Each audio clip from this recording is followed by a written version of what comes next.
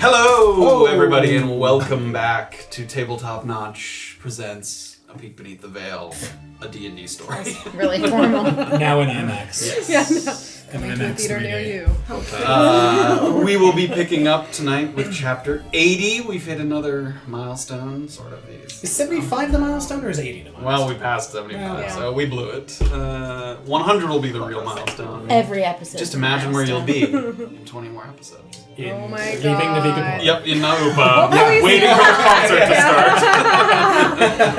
start. Bremice Yord will be starting her songs on episode. General number. What's it been? 10 episodes for like 36 hours? Yeah, something. Yeah, I killed that guy like a month It's been a ago. few. I mean, there was a solo session. It took a while. I think you did. I know. I've had to live with it. Welcome back to our wonderful story as we continue to explore the coastal town of Navikapura. But before we do, any thoughts, announcements, things people want to say? We have all the kill cams done. We got Yes. to see Graven If you watched kill last cam episode, last yeah. week.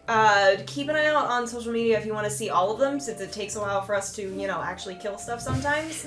You won't be able to see all of them all at once, but we're going to be posting them on I feel personally Instagram. attacked. I We was missed in our- no way implying. We missed our chance to have it during the duel battle. We got 2 kill cams during that I'm one. going to talk about it. It's not so your long fault. to make. duel? But anyway. When we You were guys side that by side. Mohans and them. But anyway. When I got it killed. So keep an eye out for those. They're super great. Well done, Jordan. They look awesome. Oh, thank you. Speaking of social media, Oh, seamless. Seamless. Every Tuesday morning, we post the episode in podcast form, so you can listen to it on the go, orally. It's very fun. It's very good. Sometimes when there's Where? On what Orally. streaming platforms? Orally, I got you. like via No, I got it. Your orals. orals. Feels good on my orals to listen. Sometimes if something like visual happens, I add a little voiceover of me whispering what's happening. Did you catch that? No, I didn't. It's good. Oh, I got it. And then every Friday we re-air the episode on YouTube at 5 p.m. Eastern Time. We hang out and chat, we make fun of each other, and we relive all our failures and our glories. Mostly failure. And if you're wondering where the podcast is, it is on Spotify. Yes, Spotify. Well done. Good catch. Whoa. Everywhere and Find it yourself. If you want it so bad, fucking find it. Yeah. Do some work around here. And finally, Oh, thank God you're If back. you- I'm so sorry my absence thank God you're was back. so crucial to this show. But today is National Dingaling Day. Wait, that was the better one? I have a couple others. Is that a food? A dingling? It's like a message, I believe. What? No. What? Like a like dingaling. ring-a-ling? Like you get like that's I sorry. dingling my Did you just girlfriend on the make that phone up the other from a day. picture you saw? oh, yes, say that. She used to Picture signal of a me girl on on my her cell phone. phone. Better one, Worldwide Candle Lighting Day. Oh, okay. And National Gingerbread House Day. Okay. And Makes sense. just for fun, Because you missed a week. yeah, Festival of Unmentionable Thoughts Day. Oh. All There's my a whole unmentionable festival thoughts for are our about intrusive dinglings. thoughts. So Yeah. We're supposed to share them now? No. Don't. You just celebrate them. Yeah, just celebrate them in your Just have mind, a private little but party. don't mention anything. Festival of You're welcome. I like that you said that you had America. good ones today. They were funny. Celebrate your dingling. Day. Celebrate your unmentionables. Celebrate And your with unmentionable thoughts of dingaling. dinglings and unmentionables in your head, we shall transition to the intro, and then we'll be back with a recap, and we'll dive into chapter 80 of Peek Beneath the Veil. Here we go. Roll that yeah. intro.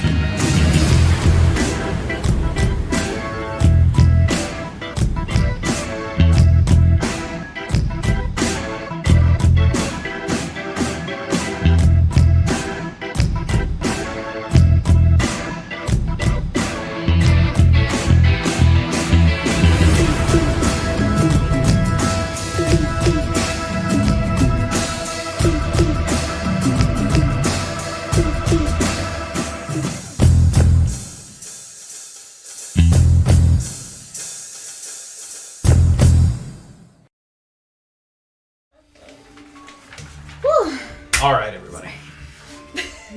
In chapter 79, Recruited and Eluded, Orba and Safira were the first to arrive at a secluded home on the outskirts of Nakuzi.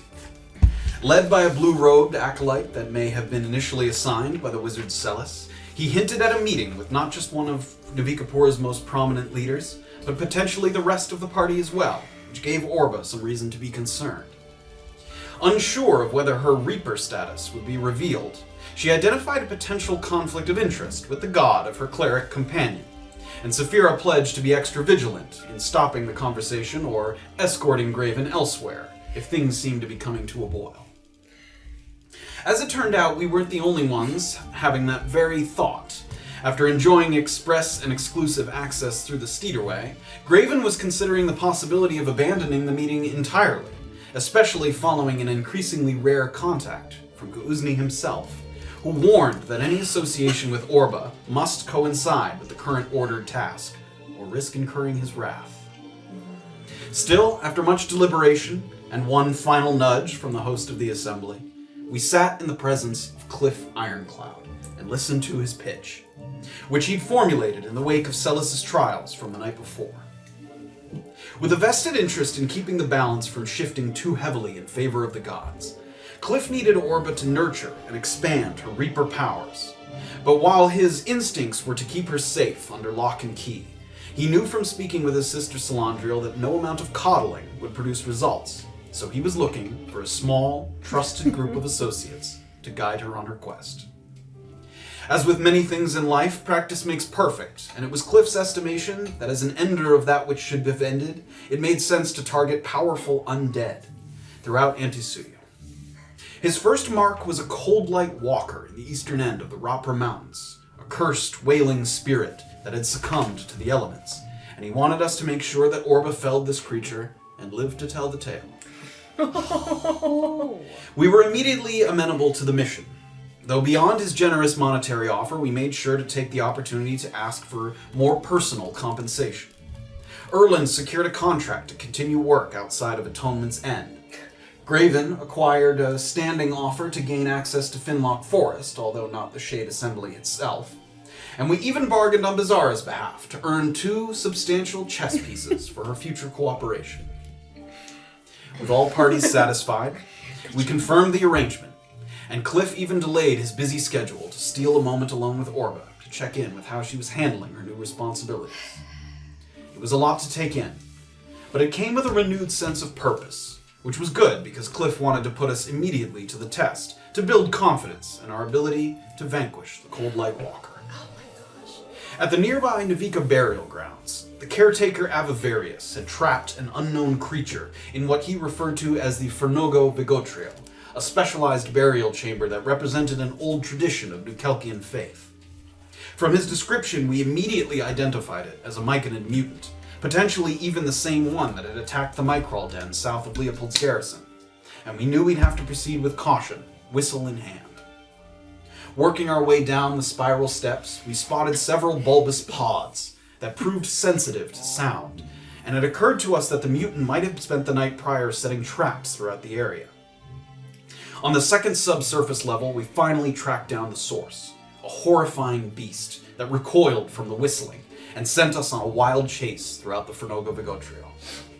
The mutant spent precious few moments actually attacking us directly, but his slippery nature forced us to repeatedly move amongst the pods, which exploded with showers of acidic goo that wore us down over time.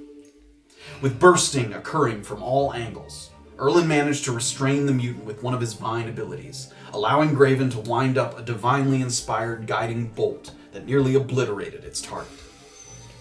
Looking around, we breathed a sigh of relief that the pods began to wilt, and believing that we'd proven ourselves to Cliff with his violent encounter, we wondered. Would Cliff take our word for it that the absent Beezaura was equally up to the task, or would he have interest in evaluating her separately from the group? How difficult would it be to ensure that Orba secures the final blow on our undead marks? And was this the start of a wonderful reconciliation between Graven and Kuuzni after the god helped his cleric avoid a fate of perpetual 1s and 2s? We find out now on chapter 80 of peek beneath the veil. Welcome back, Leah. What am I gonna have to do? I got a lot on my plate right now.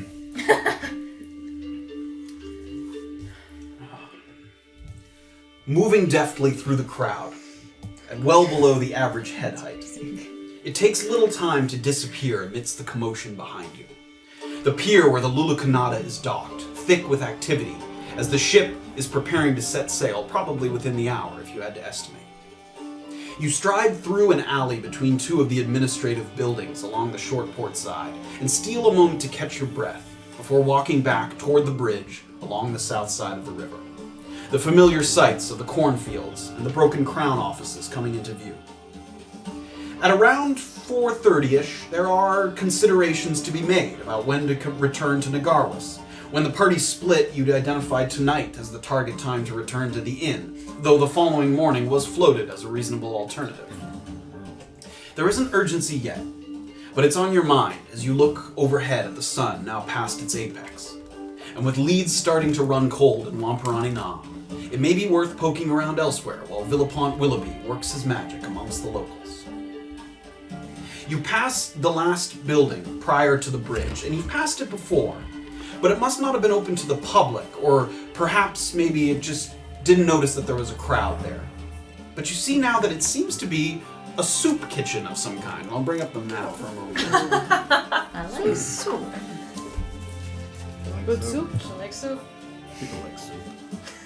It's very satisfying. Give them some scoop.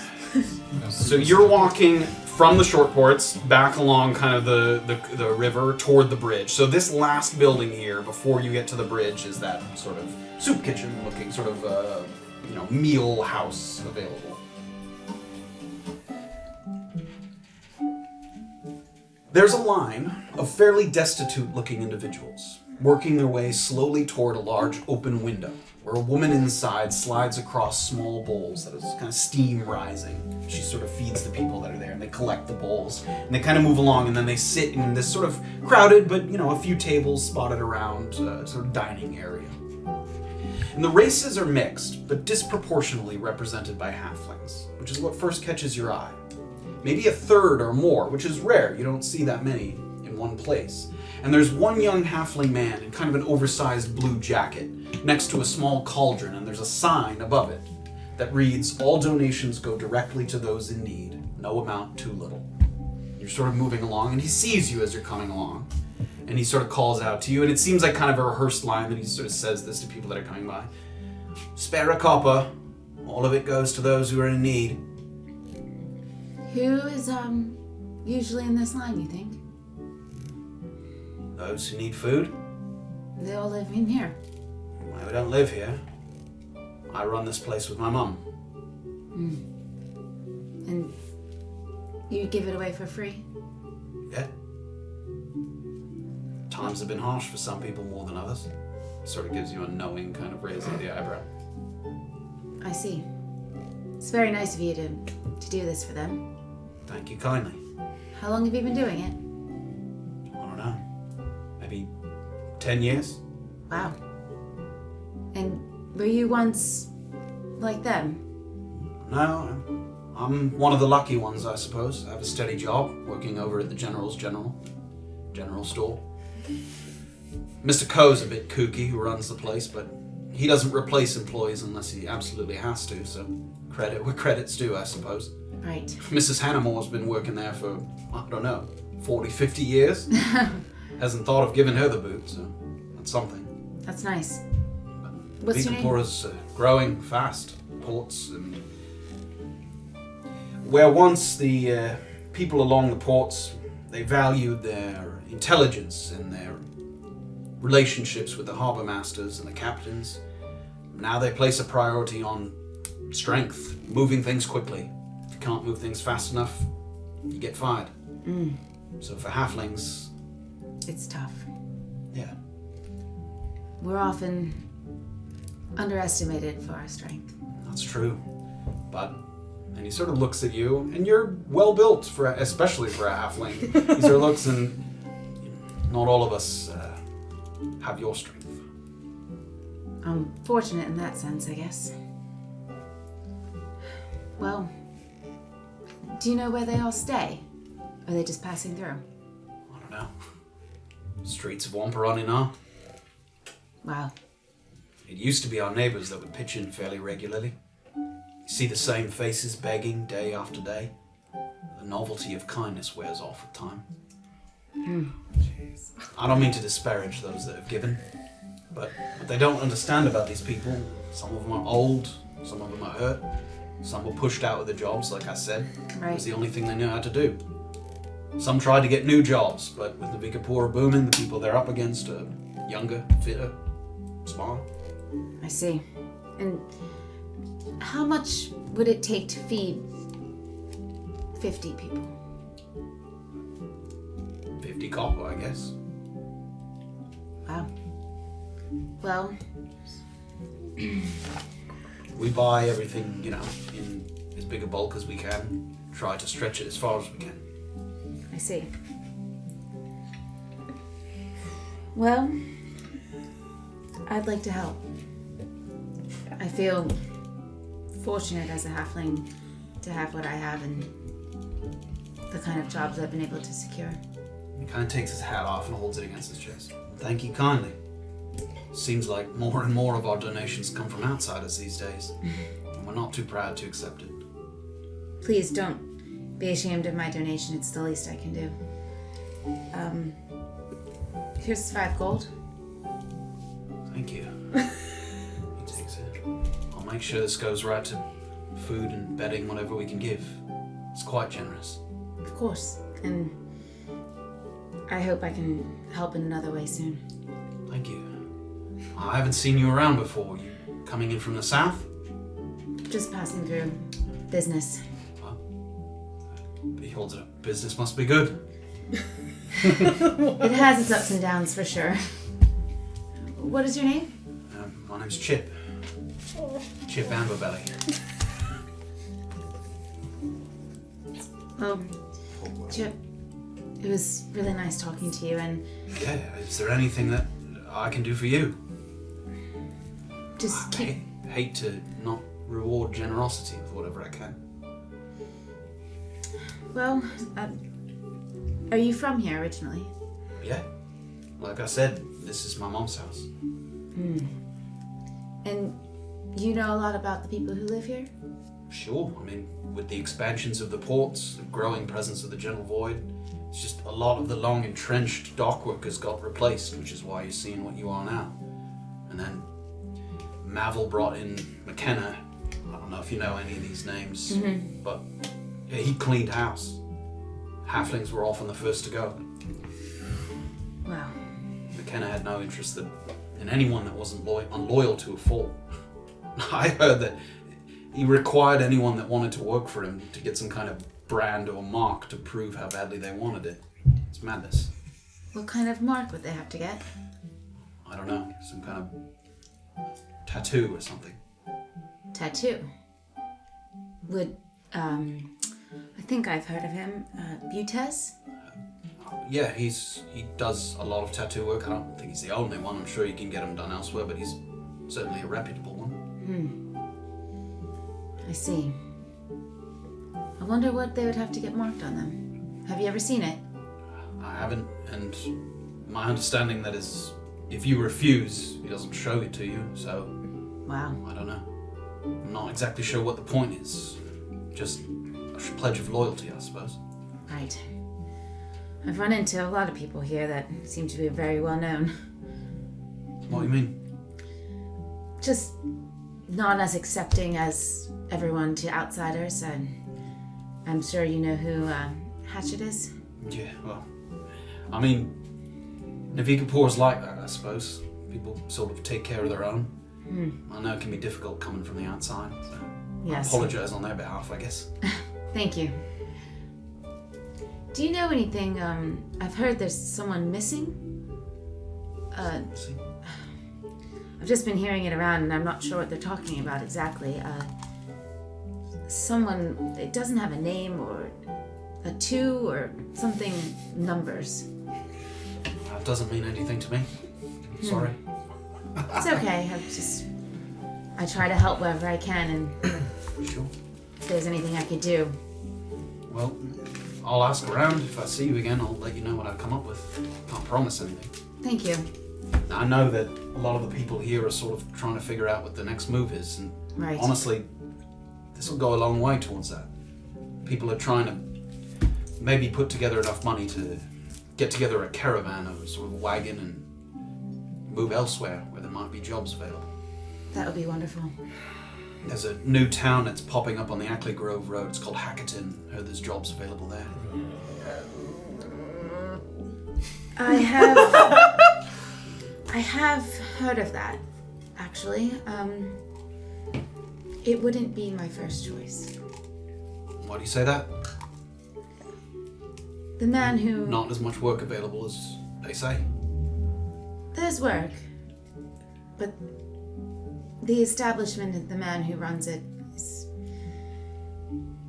unfavorable, I would say. Sounds like any place. That is true. That is true. Especially for halflings. Well, you said not your first choice, so I'm all ears. Where shall we go? Phew.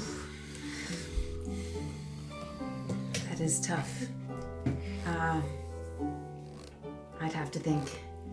But if that can be avoided, I'd say so. That bad, huh?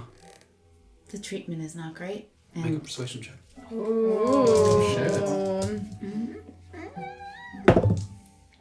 No. well, looks like It might be a they're paradise after we get the show. Hey. Yeah. Well, I'll pass it along, but I know people are desperate for work, so... going. I see. And are you planning on staying around for long? Yeah, like I said, I have a job here, so it's not as difficult, but I don't know. I hope Wallaco doesn't kick it, because I might not have a job after that. Right. Maybe I'll pass it along to you. That'd be nice. Thank you. And if you hear anything about this missing two, Yeah, I'll keep an ear out. And thank you again for your kindness. of course. It's not an imposition, but later on, if you ever wanted to volunteer for a meal shift, you could always use an extra set of hands. I know it would be good for some just to see a halfling who's, doing well for themselves. I'd like that very much. Do you do it all day?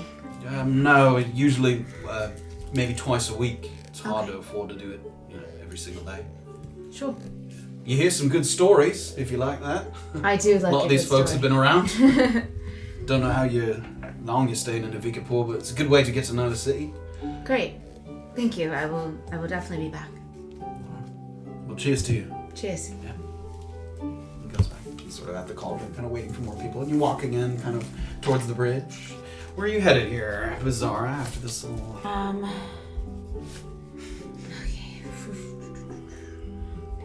Okay. I left Graven. You split with him at Reciprocity. Yeah. So when you went to... But I don't want to go back right now. I told you where I was going, right? You remember? Initially, yes. Like to Mrs. Hannahmore's house? Yeah. Yes. And that's across the river. Yeah. Okay. I'll give it a thought for a moment. Yeah, thanks. It's like shaking down Mrs. Hannahmore, like, Yeah. What did you do with my The friend? door's open and Beezaura's like,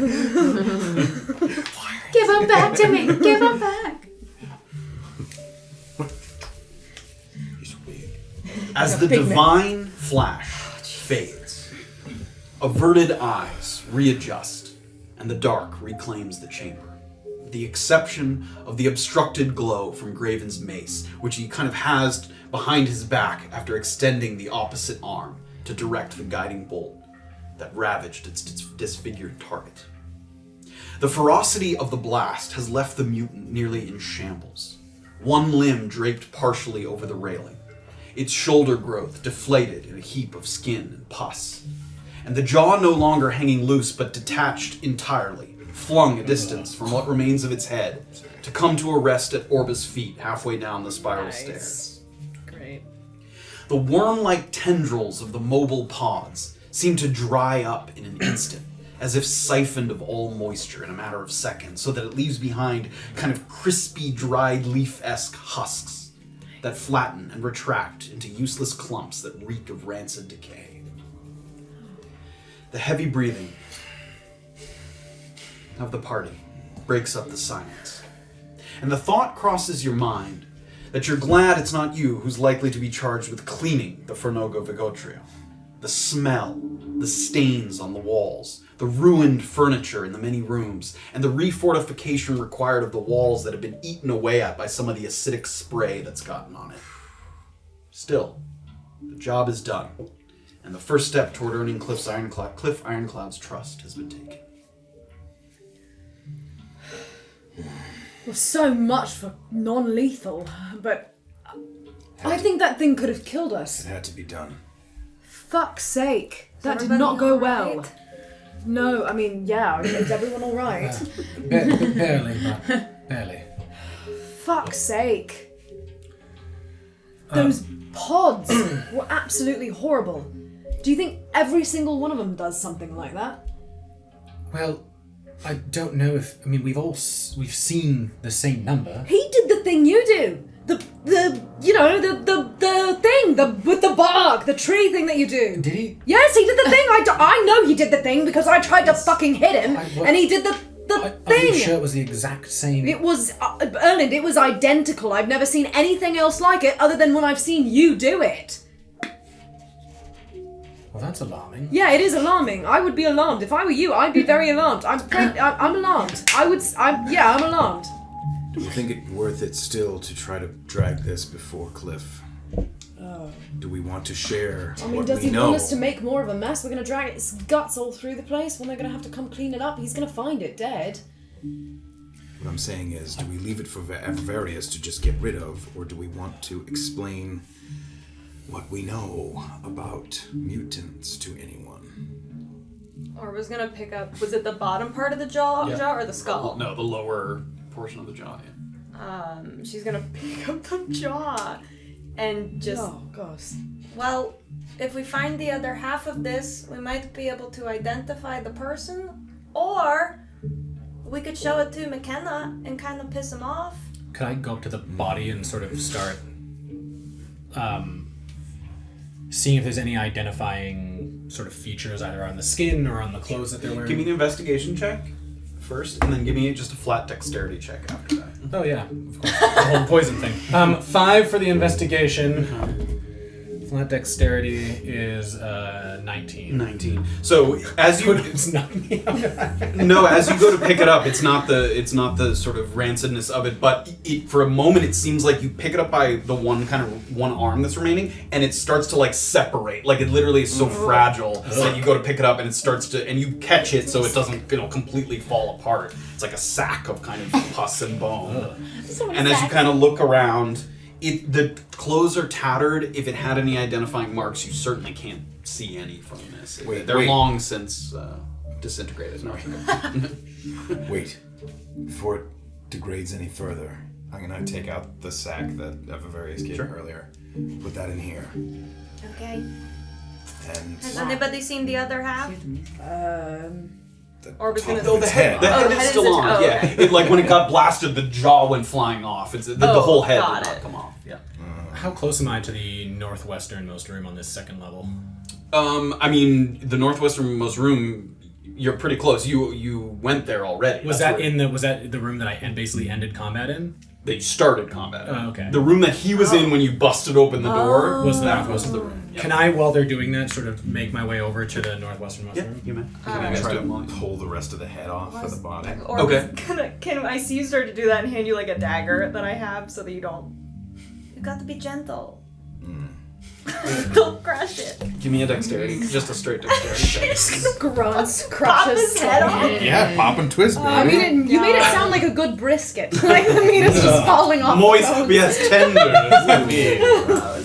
18. 18, great. So Graven starts, and as you grab it by like the scalp, it like you can feel the skull like sinking into the skin, so it comes up like loose, and you catch it with its non-existent kind of chin, and then you take the dagger and the body falls onto the ground. So you have the portion of the head. There's not like an identifiable face. There's like part of a mangled face. it would be hard to be like, do you know this person? In this world, would they have like dental records? Like, is there any CSI shit A that would apply? magic user might be able to identify something about it that the naked eye couldn't. There isn't truly like tracing in that way, but Oh, Safira, feet. Where'd the feet go? Oh, right. Check for feet. Okay. Tattoos. Can I pull out if they does it wearing shoes? it's not wearing shoes. Yeah, you can take a look I at want the to feet. take a look. Give me a dexterity check. Oh, feet. Woo! Oh, dexterity. Okay. We're gonna be dexterous. Straight dexterity. Yeah. Yeah. 22. I just 22. couldn't do simple math. You grab it. You grab Sorry, it by that its was me. kind of calf, and as you pull it up, you feel something kind of falling, and for a second you think that like it's gonna fall apart, and you kind of go to catch it, but you miss it, but the foot just falls off onto the ground. Like you don't even have to separate it from the leg. It, like at the ankle bone, it separates kinda- from the leg, and like kind of a waft of rancid air comes up. Can I like Take a look do at see it. anything? Where are you looking? I want to look at the bottom of the foot first. Nothing on the bottom of the foot. Like on the top of the foot. Nothing Anywhere on the top else? Of the foot. Orba's gonna come over and with her pointer fingers with the big toe and the second big toe just split it open a little bit. And there's as you separate it, there's like a sticky substance no. between the two of them. I don't want to hear it. And you have to kind of wipe it, and as you do, a little image of a tornado kind of whirlwind tattoo there. Safira, fuck's sake! Is that it? That's it. We got one. Look! Yeah. Everyone look! There's the marking, the tattoo. Orba just holds the foot up to Graven's face. I see. We got one. Why don't? Oh, Is put this it something that you recognize? I mean, Oh. Yeah, you don't know. No. so Go with that briefly? I can't remember. we No. we think that this marking means that they're a part of some kind of secret society. Well, so we visited Leto, and he mentioned that when he was putting Roy to rest, he noticed a tattoo between his toes. And then, who did you talk to that said there was another one? Oh, maybe it was Leto as well? no, Yeah. it was Leto. So then there's another man who also passed away that had a tattoo between his toes, and now there's a third one, so we should put this in the Yeah, the there's a sack. third one, and he's a bit strange. This one. Carefully put that in the sack. And just kind And you can hold it up, and it's already kind of moist at the bottom. It's, damp. Oh Moist. I don't have any fucking Do cleaning you have- spells. no! I don't think anyone Cleaning there is spell. one cleaning spell, but I don't think Yeah. anyone has. that spell that I take out my list. Gravekeeper Yannick was Mending? Gravekeeper Yannick was supposed to not use. Gentle repose. Yeah, do you have that? Are you able to cast that? Not at the moment, but would that keep it from deteriorating It would keep more? it from decaying further for a short time. It wouldn't make it, like, it's still going to be just as nasty as it is right now. It just might not disintegrate further. Right. Yeah. You don't have to, I but can't do that at the moment. that's okay. No. Just an option for later, maybe. What do we... The note about the mutant Yeah. From well, there was one for... Vargas? Yes, there was one for McDonough. Yes. And the one that you showed I'm in me... the other room Yeah, right he's now. in the other room. And the one that Erland showed me also had mentioned McDonough and his mutants. Yes, Vargas is upset about it. Vargas is upset about it. Now, do we think bringing this attention straight to McDonough will get us rewarded, or do we think it will get us? I don't think it'll get us rewarded, no. The fact that we know I think quite the anything opposite. about it. I think if we bring McKenna, here's my theory, which could be completely off. My theory is that this guy is making his recruits go through some sort of initiation or something. It might even involve taking some kind of extract. They get this tattoo, that's how he knows he can trust them. He has some kind of collateral, I don't know how it works, you know, how these things usually work. I imagine he's blackmailing them in some capacity, or he's promising them power beyond their belief. Either way, it went wrong with this one. I don't know what happened. I don't know if he was the right type, he got exposed to the extract and somehow got exposed. I don't know how this happened to him, but the fact that McKenna might be responsible for this guy, and the fact that that tattoo is on this foot links him, I think. So, do we think we go to Vargas instead and see what information we can kind of get out of him if we show a little bit of our cards? Maybe he could even, like, he's an alchemist. Maybe he could take a look at the remains and figure out if there's a way to cure these people, or like a way to, I don't know. Where is Nils? Is he here in this? He's in Upa. No He's Upa. No.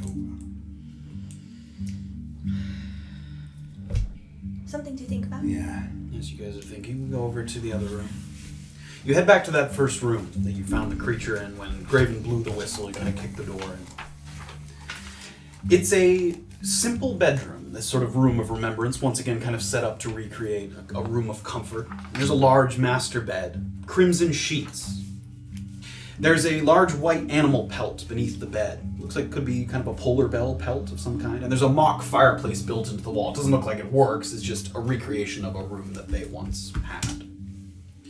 There's a small portrait in a frame on a nearby dresser, and it has 4 people in it.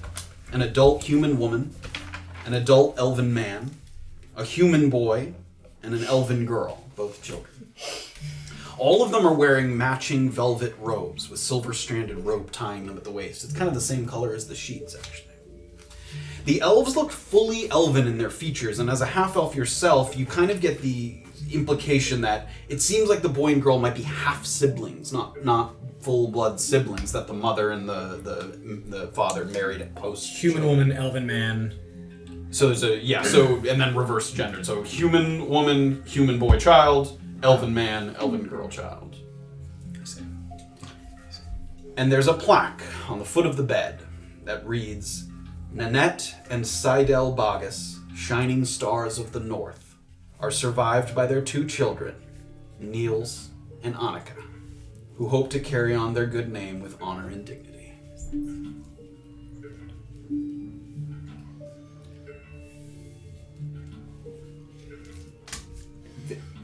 We're not there. That's the room that it was in when we first... Yeah, when Erland busted in the door, you blew the whistle, that's where it was. Alright, where was it standing when I busted in?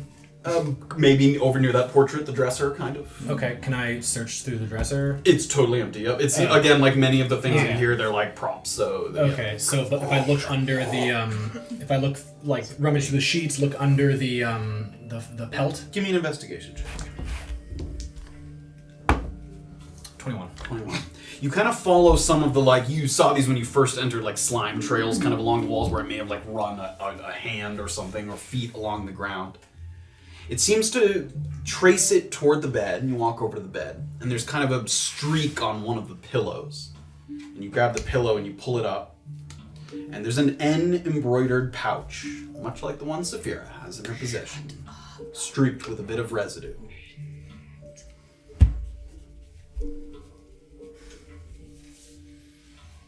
I'm gonna take the pouch. Is there anything in it? There isn't, although when you go to pick it up, you expect to just grab it quickly, and it kind of sticks a little bit to the And sheets. it was under which side of the bed? It was under the pillows. It wasn't under a specific side. Oh, but it was under both of those. Yeah, it was the center of the bed. Okay. If I check the fake fireplace and put my hand up, is there any? I'll lump that in with your investigation. You give a good look around the room. You don't find anything else of note besides that. Hidden in the fake room. How old is Niels roughly? We've seen him. Yeah, in his late 30s, early 40s. This is a man that we killed, right? The mutant. Could we No, in fact, I think it's an elf. In fact, Avavarius said Oh. he thought it was an elf. Sorry, It's I meant- not elven. Like the ears were pointed. Male, though. And the inscription says Nanette and Seidel. Yes, Nanette and Seidel Bogus Yeah. were the 2 adults. Shining stars of the north, survived by their 2 children. Niels. Okay, so the implication is that they both passed away. Okay. So, as a person of New Kelkian faith, where are the dead bodies in these things? Sometimes there are coffins just out in the room. Sometimes they're beneath the floorboards, so they're not really, it's all fake. So there might be, it depends on the room is the answer. Right, but I they mean, are they're never buried off the site. physical or body is usually in Okay. the room of remembrance, or buried in the walls or floor of the Finoga Vigotrio. Yes. Okay. I guess Stick I'm gonna. with Erland here for a second. Oh sorry. yeah, sorry. Okay.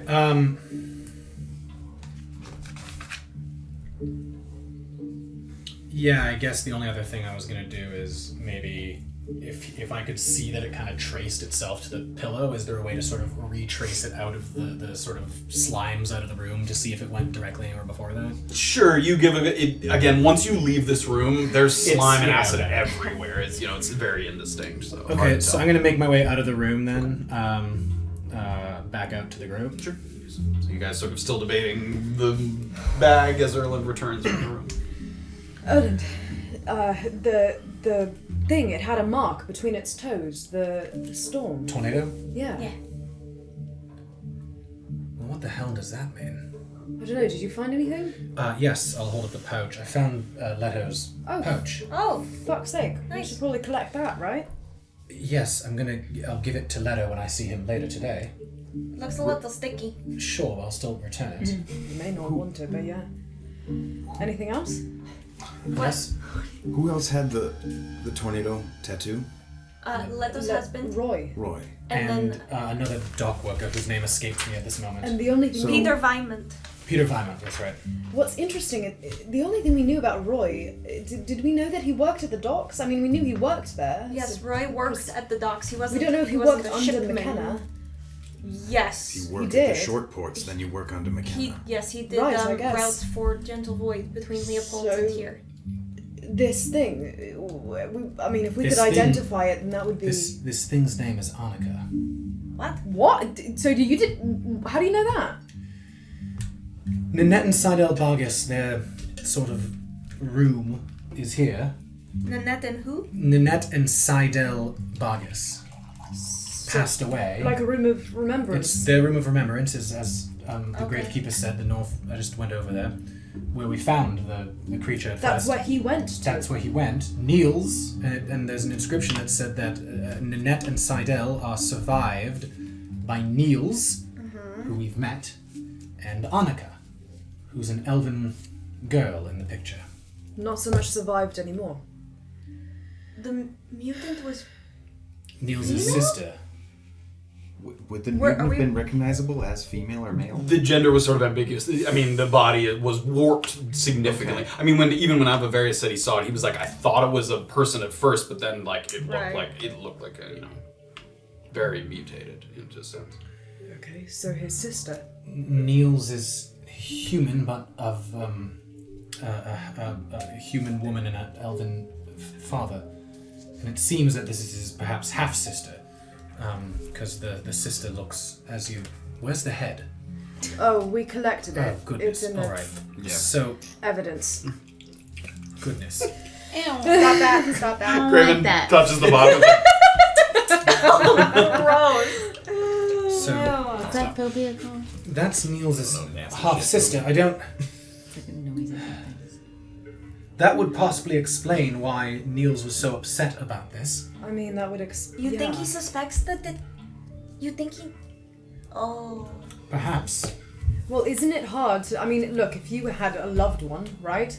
It would be hard not to notice a transformation like this. I don't know when it happened, or how fast it happened, or if it happened overnight, but I have a hard time believing that it happened all at once. It happens think at the Yeah, it happens at the camp. So. camp. Again, once to your knowledge, the only place where that transformation happens is at. So the he Harvest didn't Fire. see her for quite some time. I think perhaps it suppose. might be might not. worthwhile speaking to Niels about this, not in a large group, but perhaps one or two of us speaks to Niels about how this could have happened. We know that the mutant was owned by McKenna. I'll say this again. Is this something we want to share with Cliff in general? I don't know. What we know about the mutants and where they come from? I worry that if we share this with Cliff, he will suggest that we might get, sidetracked. He asked us to do this. No, No. he He didn't didn't know it was ask us to related do to- He asked us to this. kill this thing. Right, Yeah, but he doesn't know it's in relation We to don't a huge necessarily- conspiracy theory that's affecting the entire He continent. needs to be careful. I'm not saying that we need to go deeper into it. I'm saying put it on his radar. I agree. So that he Is this something that if he knows finds what's out... going on in his own Before we city. put it on his radar, I think we should make sure that he doesn't already know about it. I don't care. You don't care? No, if he finds out that we know about this and we've withheld information from him, that could be the end of the contract. Right. dangerous mutants that have made it all the way to his city. Look, I'm heading back to the westernmost district this evening I could speak Take to this. Neil. Why would I take that whole thing and deposit his half-sister's head in front of him? Well, he Alright. honestly might appreciate some remains, but also he might want to examine it. I was saying he's an alchemist. What if there's some way that some kind of chemical compound that he can apply to other people that are affected by this or something? Alright, what if he was... Alright, I'll take the bag and I'll deliver it to... This is... Alright, I'll take it to Niels. Busy night. He might not know, so be gentle with the news. Alright, I figure that... I'll assume he's innocent. But be ready for the worst. Okay. That he sold his sister. Ooh. Half-sister. Oh, like that makes it any Makes better. no sense. He also might. What an Like that early make it better. They're not like really related. I bet also Who if- cares? If he realizes Basically that a friend. his sister's demise was from the hands of McKenna, maybe he would want to get back at McKenna and maybe assist us. We might gain an ally here. He said that he wanted this cleaned up. That doesn't exactly. I mean, but But here's the he thing. might not know that What would mutant you? was her. Even if he did, what if he knew that there was no cure? Would you want your sister running around doing that if she didn't know what she was doing? That's a good point. Well, cleaned up seems like very direct language when it's somebody that you care about. You're right. Sometimes you have to detach yourself, though. I don't Look, think we I can will- see There's it. a difference between knowing that your sister is involved with illegal activities and knowing that she is that her body has been. Explode. I'll break the news to him, but I'd like to do it after the potential ambush tonight, She was because this could go Exactly very what I poorly. He Okay. could already know, he could instantly report me to McKenna, and that would all be bad. So I'll store this in our chambers, Okay. I'll leave it there. I'll hide it under a... Under a what? Under the heart. I'll hide it in our chambers, Okay. and I'll give it to... Sure, we and I'll all smell approach lovely. Niels either later in the evening, depending on how this tete-a-tete with Marvin maybe goes. Oh yeah. You Oh, didn't know yes. this either. The people that fuck's kidnapped sake. Marvin Bishop are going to ambush us this evening. Yeah, it's a busy day. It's a really busy day. They've been communicating It's with too me. But you know. They've been communicating with us through with me through the mirrored inscription page. They're pretending to be Marvin, right? They're pretending to be Marvin. So I'm meeting with them this evening, and Safira, Orba, and perhaps yourself, if you have nothing else to do, are going to keep a watchful eye to make sure that Nothing else to do. What do you hope to? find out where Marvin is, find out who took him, find out how he's related to the Lemonade Man, find out he's the one who was doing The the Lemonade Man had him locked away. working on the Miasma. exactly. Oh my goodness. No, he was taken from there because the head of the Mygonid camp took him away from the Lemonade Man and wanted to transport him south to Oranchupa. And then after he was being transported south to Oranchupa, somebody kidnapped. else kidnapped him, and that's who has him But now. Marvin Bishop knew Grimari, knows his work well. We don't know who has him. What's that? We don't know who has him. He's been twice removed from the Lemonade. Yes. Yes. However, the point is that he has, I believe, a lot of answers as to how this started, what it is, what they're doing, what their endgame is. He was working intimately with both Grimari, the Lemonade Man, and now this third party that's kidnapped him, whoever they may be. So these people might be aligned with us and they might not be. Exactly. It might be an ambush, it Seems might be a unlikely wonderful that they're conversation. aligned with us. But regardless, it happens tonight during some singer-songwriter performance. I have gotten mixed up in a few things on the coast. Shut your mouth. What a way to put it. Okay. He's like, I can't do that right now. Not that I would be horribly missed, but Beezaura would wonder where I am, and You would be harmless. Sorry. He's like, you know what? Yeah. Now that I think about it, I'm to think of it. Hearing your voice right now, I'm just lost without you. but she was also had an ambush of her own last night. What? What? We were staying at now Marvin Bishop's name is in my head. Mohan Fowler's house last night, That's and a Yeah. few of the Gentle Void that knew about her original escape from Leopold's garrison were not happy about that, and they tried to kill us in the night. What? Seriously? Yeah, they're all dead. Wait, hang on, at his house? What? Is he alright? Is Mohan alright? We lived, they died, yes.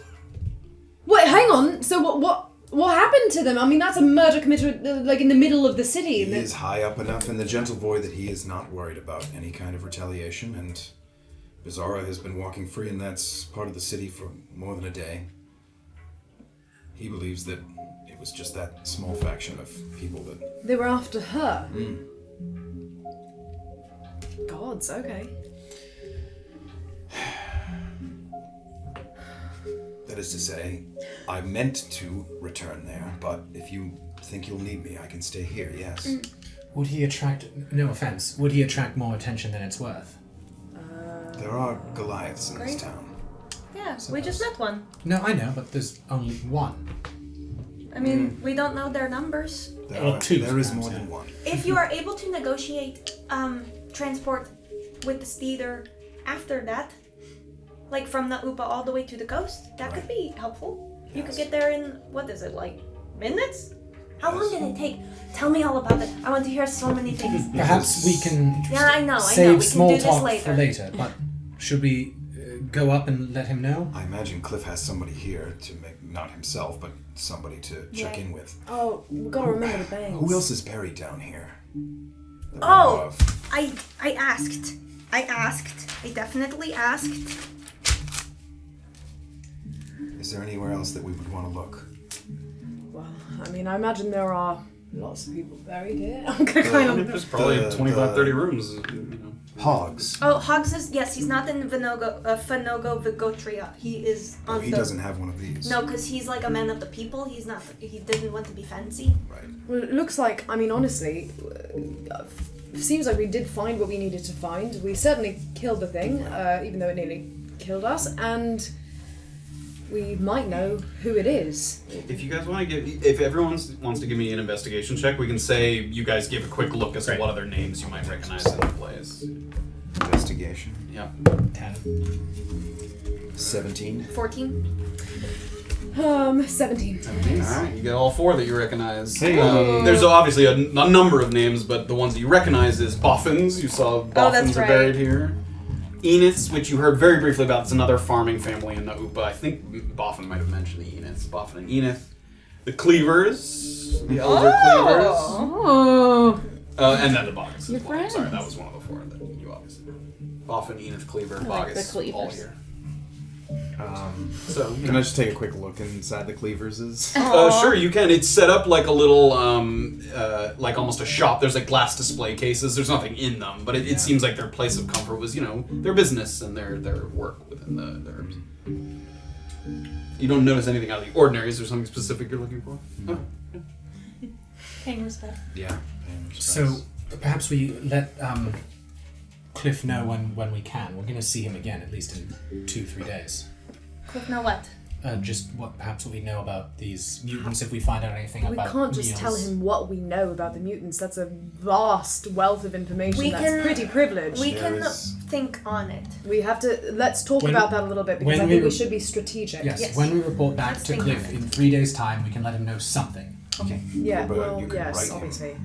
Some details. Yes, we can... Let's all deliberate and we can come to an agreement. That is a big step and deserves some attention. So Erland's going to start to head up the stairs. Are we I'm going to take the steed away back to the west. My horse is here. Yeah, my horse is here too. I'm bummed. I want You to can ride go a meet spider. Leto and get the head start. I can walk your horse back. You could. Yeah. Do you want to take the spider? Oh, really? Would you mind? No, not at all. Oh, wait, yeah. That'd be cool. Can I do it? Yeah, I'd like to. Yeah, go ahead. Sorry, it's cool. It's a big spider. I get to ride on it. That's fun. All right. Sure. Actually, if how about this? I'll ride back with you then, and then you can take the spider instead, and you can meet Leto beforehand. Fine. Secret business. You want me to ride on the spider on my own? Yeah, sure. All right, fine. All right. Great. And Orba just looks at Graven and is like nodding her head as if it's been that way the whole time. We'll all get there. And Safira's gonna kind of give him a pat on the... Ambushed. I'm sorry. Glad you guys are alright. Shouldn't split up, I guess. Fuck's sake, hope Beezaura's okay. She's fine. Check on her. If you don't come with I'm us. coming with you right now, aren't I? Yeah, I guess. Are you? Are you coming? Did you decide? Let's go talk to... Okay, Sure, let's go Cliff has an emissary upstairs. Oh, did we remember the bangs? What was Knock, it? knock. Pause, knock. knock. Right. Yes. What are you guys taking with you? The bag I have the bag of that what is has it, the head, part of the head and part of the foot. the foot, Yeah, and I have the end pouch that was Great. Okay. So leaving the rest of it down there. Great. Yeah, he can deal with it. I don't want to pick that shit up. Sorry, bro. That's alright. You guys circle back up to sub 1. Circle one more time, spiral staircase. And once again, kind of looking at the walls as you pass, those sort of sludge marks, like acid eating into the walls. You can tell this place needs a significant kind of maintenance overhaul here before... Sorry. So you go up to the top, and who's in front? I think Erland was the first to go? Yeah, sure. And I'll bang, bang, bang. After a brief moment, you hear the clicking of the lock, and the iron door rattles open. And a welcome burst of fresh air kind of washes over you, fills your nostrils. And pushing up his sleeves and kind of rubbing the side of his head as he peers inside is Avavarius. And if you had to wager a guess, the way he's kind of squinting from the not very bright late afternoon sun, kind of blinking his eyes, you'd say he might have fallen asleep while watching the door. As you recall, he stayed up through the night to make sure the mutant didn't escape, so he's been sort of running on fumes here, and with the situation kind of now handed off in capable hands, he might have let himself relax a bit and kind of fall into a sleep. But he's kind of, gets himself steady quickly, sort of invigorates him a little bit, seeing the party, sort of brings his focus back. And he swings the door open wide and he steps aside to allow you to return to the surface. Noting kind of as you pass by, kind of looks you over, sees sort of exterior wounds, bits of acidic or necrotic residue clinging to your clothes. All of you are accounted for. It looks as if the creature did not go quietly. No, same number of heads in, one more head out. Yeah. I'll hold up the bag. Yeah, sorry, it's a bit of a mess in there. And he sort of... Yeah. It stinks, by the way. So, like, if you were to walk by someone, they would smell it for no. sure. Now, when you said you were going to, like, maybe hide it in the room, it probably wouldn't permeate through walls, but just walking by someone with that, people would, like, definitely know that something rank was moving by them. Yeah, it's not nice. What can you tell me? What should I know? Is it safe to go down? It is safe and also very, very messy. Well, it's part of the job, I suppose. There was quite a bit of acid was sprayed. Might want to hire on some help for this particular job. Sorry about that. It's good advice. I will do that. There was some damage, some broken doors.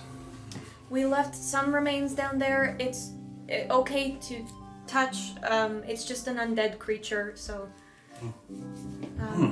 Make a deception check. Yeah. He's worked with undead creatures before. He's like, no, it's not. It's a 4. 4. The creature that I saw did not look like any undead I've ever heard of. Oh. Sorry, not undead so much exactly as it is dead now, but definitely odd. But you didn't recognize it, didn't mean anything to you. I just never seen a creature like that. You didn't seem surprised when I told you of it, so I thought maybe you recognized We've it. encountered all sorts of creatures. But not something like this. No. Make a deception check. With advantage. He doesn't have any reason to necessarily tap you. Nat 20. Oh.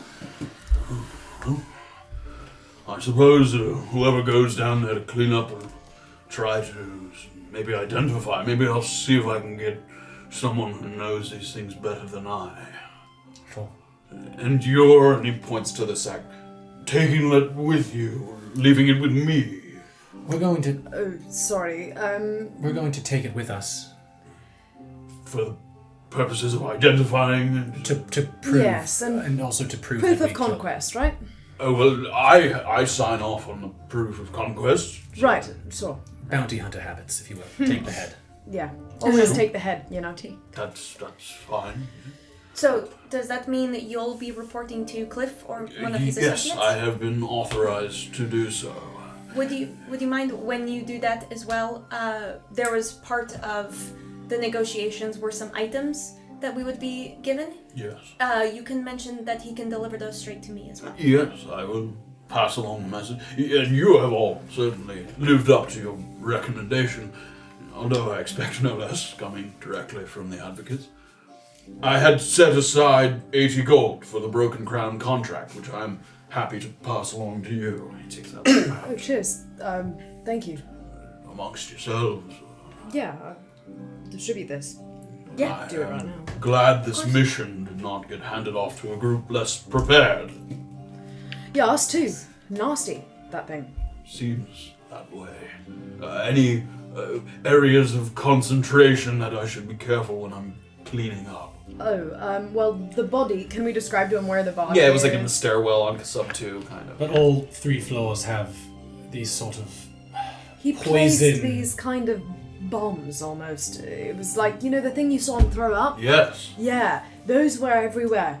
Spit acid, nightmare. no Complete longer nightmare. acidic, No longer dangerous, can't explode, but all 3 are still floors. foul and there. unfortunately. Also, not sure what you're exactly. I think you said the 3rd floor was still sort of. Yes, not yet Yes. formed into rooms of remembrance. He dug up parts of the bottom of the 3rd floor, so you might have to level out the sort of water down there. We will more work to be done there, regardless. Yes, Right. Maybe he did some digging for you. yes, I suppose might be useful. Advocate Leonor, who brought you your armor, he left a note, I believe, regarding what to do next for all of you. Oh, right. Return the armor. Cleared for an additional trip. What?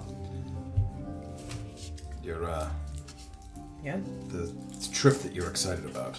Oh, yeah. Going somewhere? Oh, I get to use the steed away. Oh, I can't wait till it's up and running. It should be excellent. Yeah. Should be fast. That's what they say. Yes. Right. Thank you. And unless you have any questions for me, I guess that's all. And I will inform the advocates that you did well, and then I will get some sleep so I can begin the process of scrubbing the Fernogo Vigo Trail before one of the families comes to visit. Very good. Yeah. You might need some help if that's going to get done any quicker than... Yes, as I said, hopefully when they're done with the steed away, that kind of help is easier to find. Right. Anything else I can help you with? Or Did any of the Ilvigos make their way through the town that you know of? I speak not of the Goliath tribes. No? No.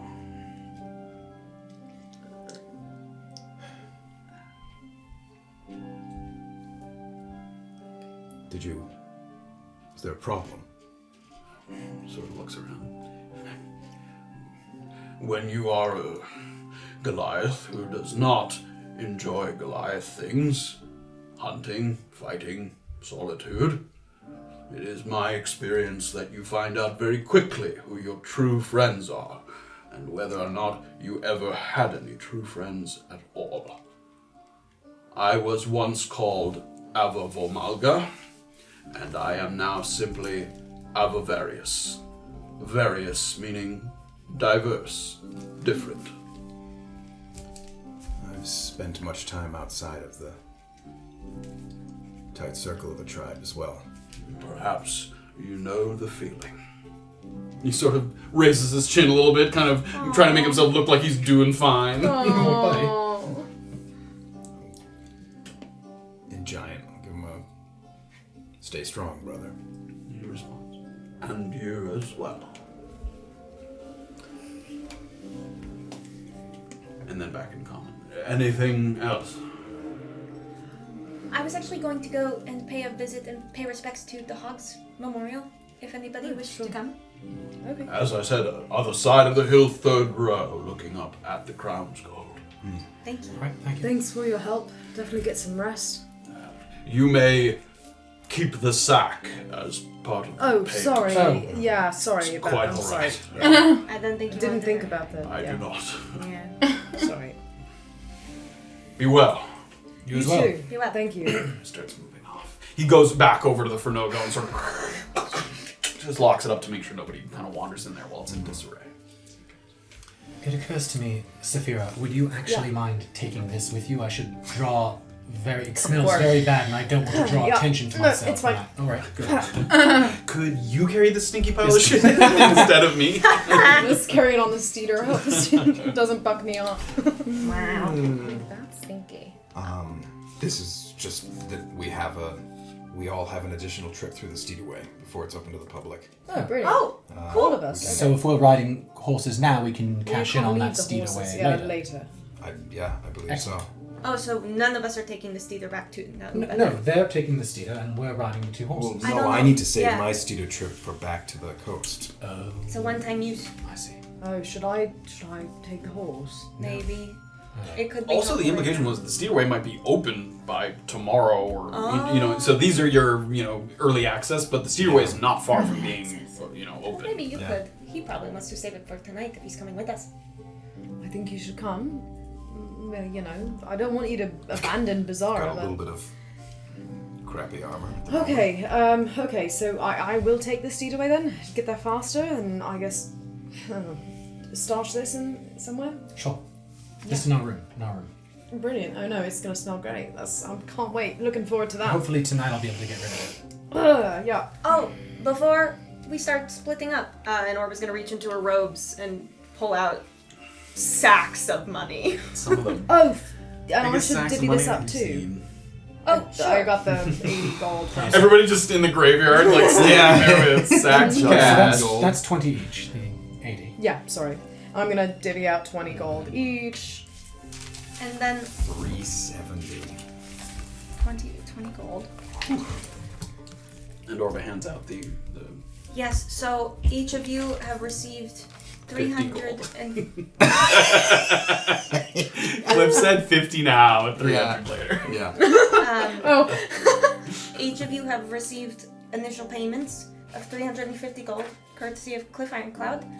And if at some point tonight when we're not busy, if I could just have private moments with each of you just to prepare for the things to come, that would be nice as well. Oh, okay. Yeah, sure. I was going to say just that in addition to the money, we are now all officially under contract. Great. Congratulations, you all have jobs! Yeah, We good have to 3 be days. on contract again. He's delighted. Yes, I Oh, am. temper that enthusiasm. Sorry, it's not my first job. Okay, Oh, alright. sake. Alright, you two. Actually, I should drop off this armor. Yeah, they're not gonna like it in that condition as much as it was. It was nice and shiny. It had the face on it, and Please. now I don't see the face so much anymore. It worked. I mean, Alright. did it strong. I'm headed to the blacksmith now then. Okay. Okay. Is everybody heading Graven to the blacksmith?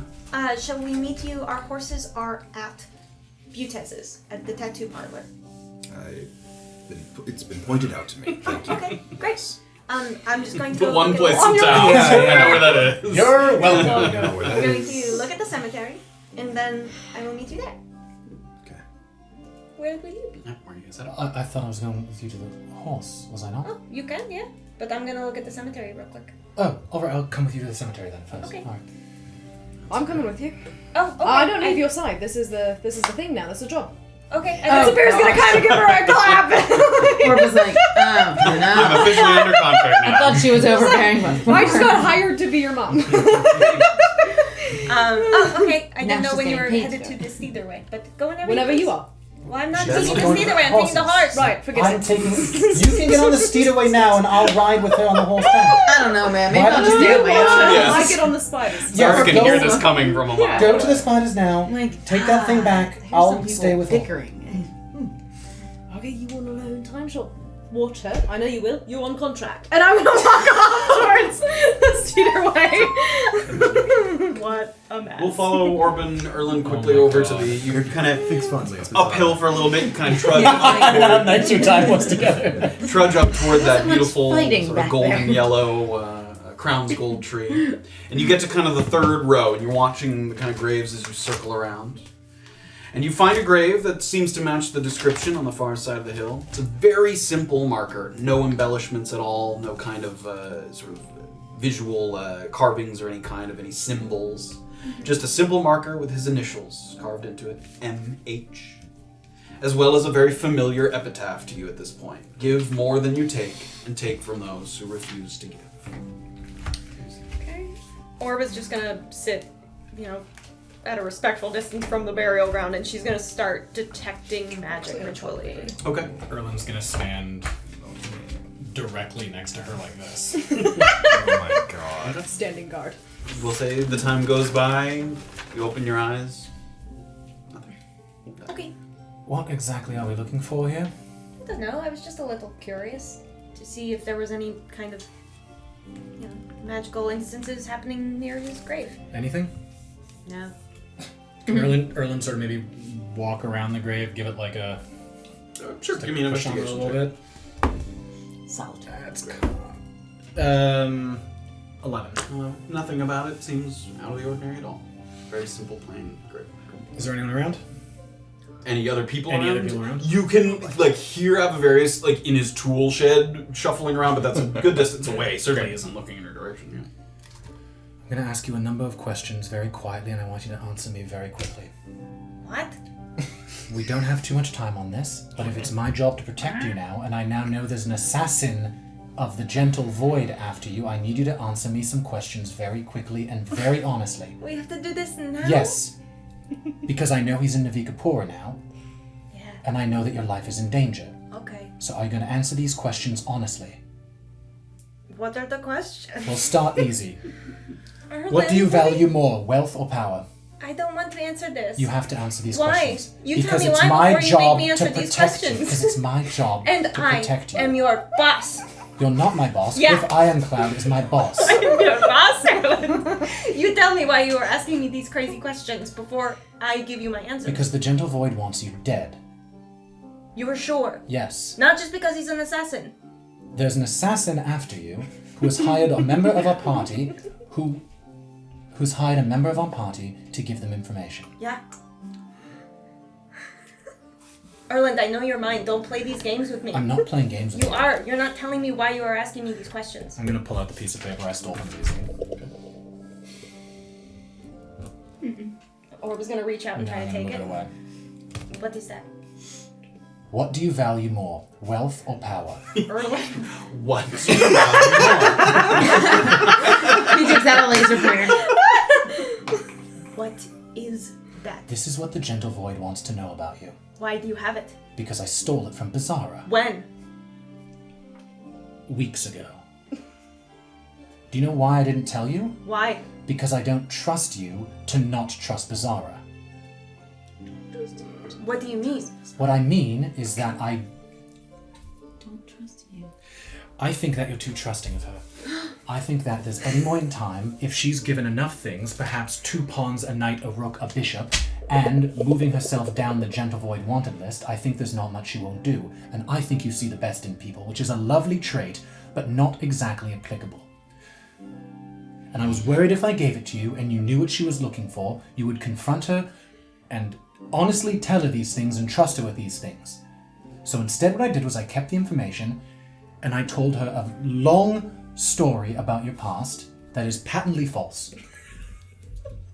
So that if she told the Gentle Void anything about it, she would be giving them false information and she'd end up dead. And if she didn't say anything, then no one was the wiser.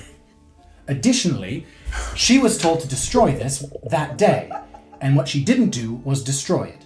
So if she ever went against you, I had this piece of parchment to use against her if she betrayed you. I'm so glad I got part of this.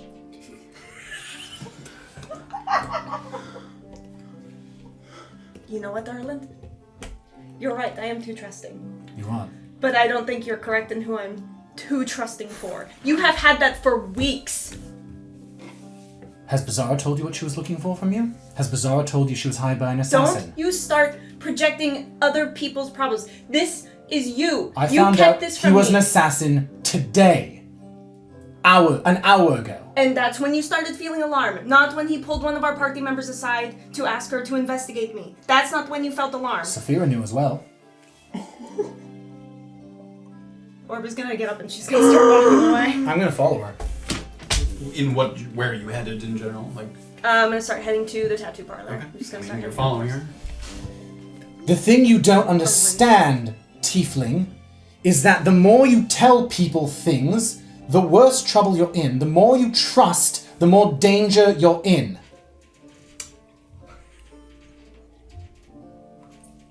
How much have you told her already? Because everything I told her was the exact opposite of what I know to be true on this page. Erland, I have not told her anything. And right now, I need you to stop talking and do your job. My job is to keep you alive. Then shut up and do it. She's gonna keep walking her horse. You're getting close to the tattoo parlor now, and I mean, Erland recognizes that, you know, continuing the conversation at a distance, you know, there's begins to be people in the general vicinity a little bit. Wow. So you guys start to head in that direction. Okay. We go over. I have no remorse about mortification None. That's your fault. I didn't before anyway. I was gonna say. But I still, You did. I definitely don't now. Yeah, that ship has sailed, but I don't care if that guy's dead or alive. Wow. Beezaura continues through the Something streets else. of Wamparani now. Sort of with thoughts of the halflings and their plight in your mind, and you get to the bridge that crosses over to the other side of the river.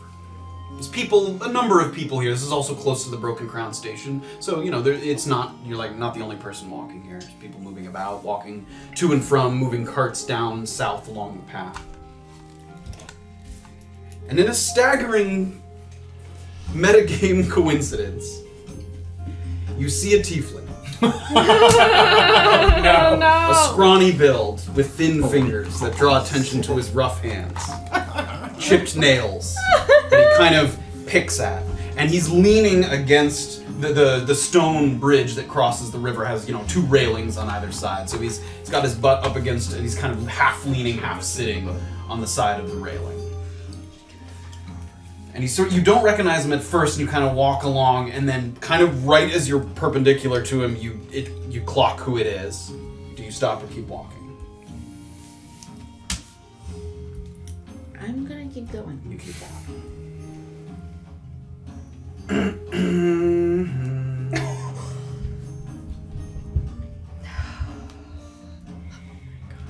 I'm just gonna keep going. Keep walking. And you hear a voice behind you as you continue to walk. Later then, I guess. Oh no. And footsteps move. Oh my god. That's fine. Where are you headed? Under her breath, she's like, yeah, it's fine, bitch. Find me when you find me, okay? I don't That's fine.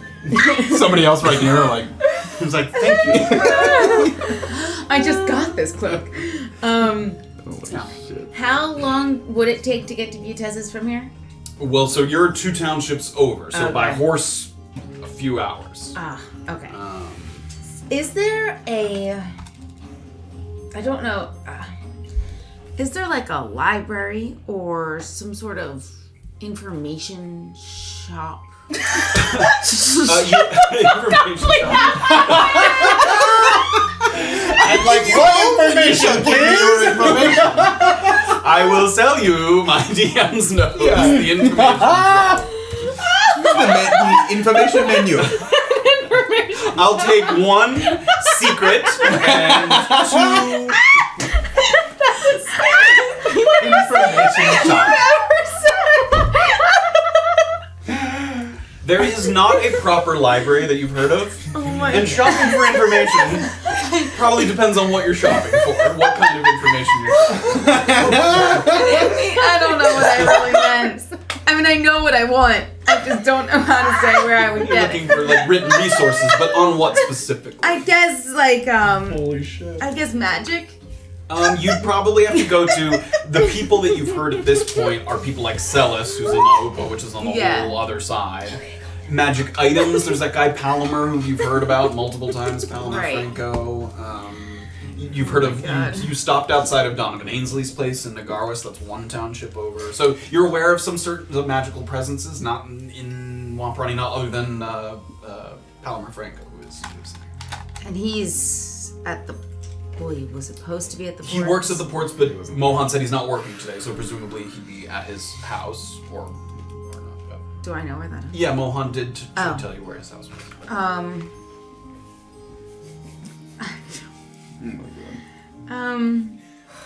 Can I go there? Yes. You may. I don't know if you here. I'll bring up a map Oh again. my god. So Palomer's place. Where can I just get the answer to this question? That would be Beezaura's ultimate. She has so much money. I'll give it to you. Like, what do you want? Just define this for me, please. This is Palomer's house. Here, this little square one. Okay, so I just have to walk across there. So you're moving across here. You kind of move up this alley here Yeah. in the direction. An unwelcome visitor, probably.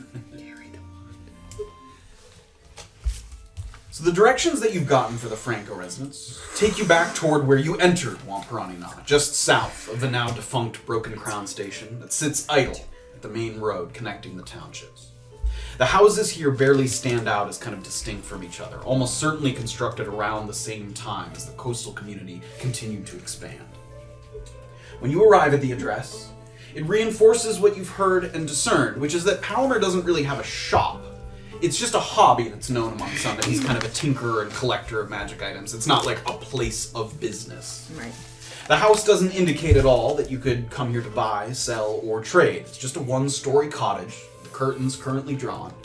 Though as you get close to the door, you do notice kind of a thread-like glint around the door frame that catches the light, almost as if a piece of fine wire is embedded in the wood. A curious little addition to an otherwise mundane exterior.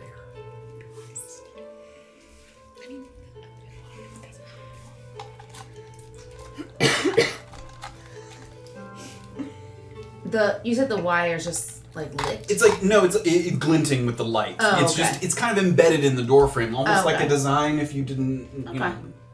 I'm gonna knock on the door. Knock on the door. Moment passes. Door opens up quickly, and a man answers the door.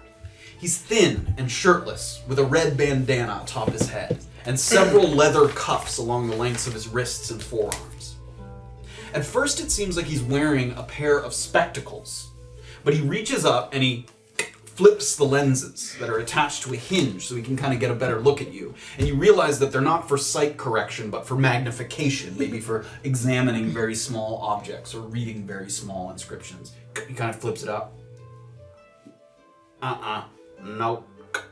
Excuse me. What? How do you know what I'm here for? I don't know you at all. Okay. So let me in and I'll tell you. Why? You kind of put your foot in the door there. I don't deal with outsiders. I'm not an ordinary outsider. Then talk fast. Do you know anything about Metallic Atunement? Closes the door. I'm gonna knock again. And he doesn't open the door. What? Please open the door again. You got something for me? What do you want? He waits. I asked you what you wanted. Sounds like you don't know what I want. Piss off. She just thinks for a second, like, what can she offer? I mean, the only thing you know about him is that he loves magic items. Let's see here. Not much. Yeah, you know. I am magical on the inside. While she looks, things that you're attuned to, you don't have to de-attune to them, do you? You do. You do. Sometimes. It depends sometimes on the thing. Is it quickly? Yeah, I think so. Or if you attune to a fourth item, It just drops. you could deattune. It automatically unattunes Yeah. from. But like, I don't like. I'm attuned to the vampiric thing. If I just gave that away, would I be like? I think if someone. No, I think if it goes a certain distance away from you, Okay. it unattunes, and also if Somebody attempts to attune. Yes, to if they attempt to attune it also. Let me look that up real quick. Attempting short rest to attune to blah blah blah. An item can be. We did that one. Attempt to attune a fourth item fails. You have to end an attunement to an item first. You can't attune to more than one copy of the same item. An attunement ends if the creature no longer satisfies the prerequisites. If the item has been moved more than 100 feet away for at least 24 hours. So if you give it away, yeah. So I mean, it's not difficult to Got it. or if another creature attunes to the item. Yeah. Got it. I know you like magical items, but mostly all I have is gold. You're not Gentle Void and you don't have what I want, so piss off.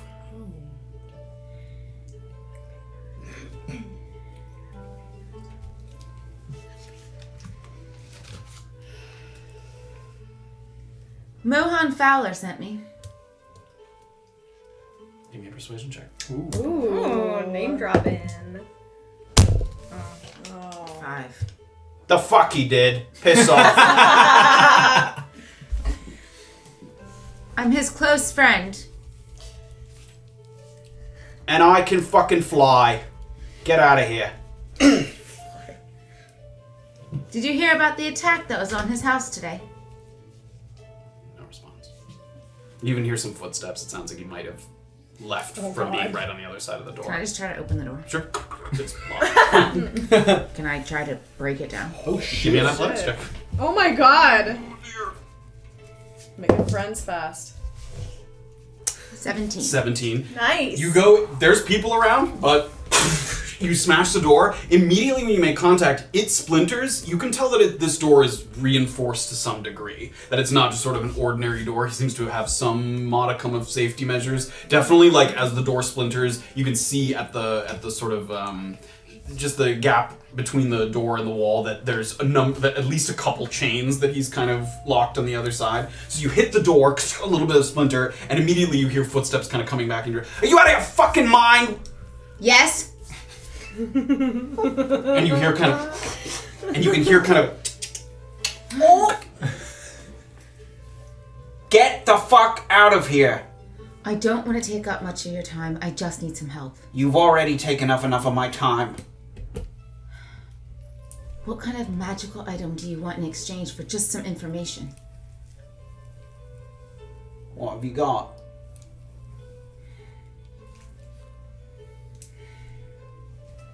I don't grab anything. Oh, I have all this one. I have some potions. What kind? A potion of giant strength. Make a persuasion check. Nice. Oh, there you go. 11. And Oh, okay. A healing potion. how big?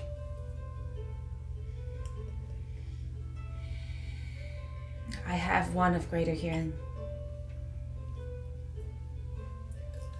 That and the potion of giant strength gets you inside to speak briefly, with no guarantee that I respond or answer any of your questions if I don't want to. Are those terms that you can agree to? Agreed. Here we go over. And he unlocks and he pulls it, and the chains are still holding the door closed. And he reaches through. You give him both potions? 1 second. And you can hear him kind of shuffle, and you can't tell exactly where, but you hear him kind of open something and put it away, basically. And he comes back. And he opens it up, and he's looking at the door, kind of at the damage that you did to it. Sorry. Persistent, I guess. And he lets you inside. To to the room inside here. And he allows you into this, given his kind of reputation, you're expecting to see maybe a workshop, kind of clamps, chisels, jewelers, tools, other kinds of apparatus for tinkering with magic items. Instead, you see a very bare bones, it almost looks like a kitchen, except it doesn't have the things that are essential to a kitchen. There's no stove or heating area, there's no utensils, no hanging pots or baskets, just several countertops, cabinets on the walls that look like they've never been opened, and bare shelving with not so much as a portrait or a plant on display. He lets you inside, and he kind of hops up onto one of the countertops and crosses his arms. Well, thank you. And Mohan did send me to you. You can check with him if you'd like. Well, that's not why I let you in, so stop talking. I need to know what Metallic Atunement is. And what it means. I've seen diagrams of some sort of necklace being put around a neck. And I've only heard that it's popular in some cases. I don't know if the two align. You know how attunement works? Sort of. Figure out an item's magical properties, and then you can use the magic item, right? Right. Yeah, well, that takes time. You gotta sit down, spend an hour, make sure that the item's properly attuned, and then you can use it. Metallic Attunement's different. You take kind of fine metal that you infuse with magic properties, and then you have a magic item that corresponds to that metal specifically, right? So that way, you can attune to an item almost instantaneously. Some people, during the war, were especially adept at using these special metals. What you could do is put a tattoo using these metals, maybe say around your finger, and then when you put a ring on, you're instantly attuned to that item. And if you take it off, instantly unattuned to that item. It's very expensive, and there aren't a lot of people that can do it. But that's how it works. And the ring itself would have magical powers? Yeah. Items still got to be magic. It just allows you to use it without sort of having to spend the time attuning to it or unattuning from a previous item. It was also very useful during the war because sometimes a captain would use a magic item, but you didn't want it to fall into enemy hands, right? And the item is specifically attuned to that metal or marking. So if the captain died with his magic item, the enemy couldn't just take the item and use it for whatever they wanted. I see. Not without cutting a hand off, at least. Right. And do you know of anyone currently doing that? No. And if they were, would they have to be special in some sort of way, or just have enough money to do it? I have to be a master craftsman in it. Not everybody can do it. You mean make the tattoo? Use the metal in any way. It's the fine metals that are magic. And if you infuse them improperly, or if you just... I don't know, there's a number of ways to bungle the process, and if you do, well, you're fucked. You spent a lot of money, and it doesn't work. So, this photo that I saw of the necklace, I guess it would be attuned, it would be tattooed on the person, and that way it'd be attuned to that?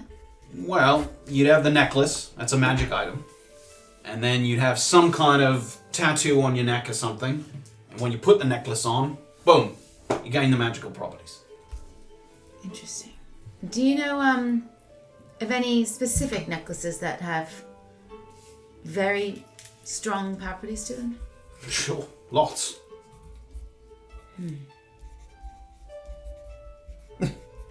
Did I know what kind of necklace it was? No, you didn't. Okay. And you think if I wanted to find out just more about this tattooing process, I would go to the source? I guess, yeah, if you know who that is. And,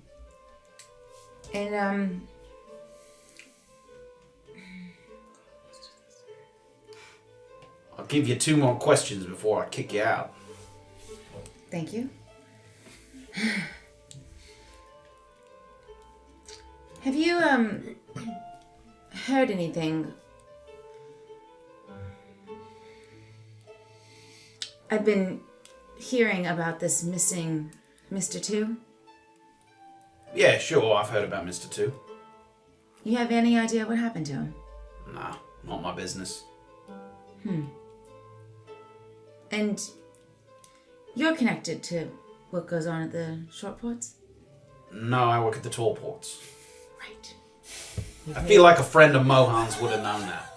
I've made that mistake before, honestly. Yeah. I'm being serious. I have. We have. We did. Idiot. We forget. One more question.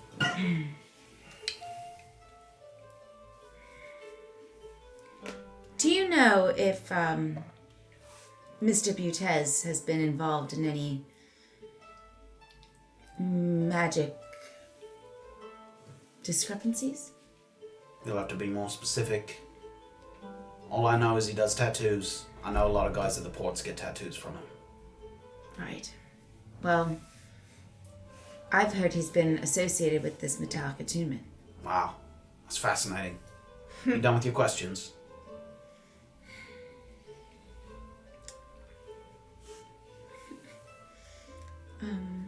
Sorry. I believe I found out what I needed to know. I'm glad to hear it. Now, if you don't mind, I'd like to repair my door.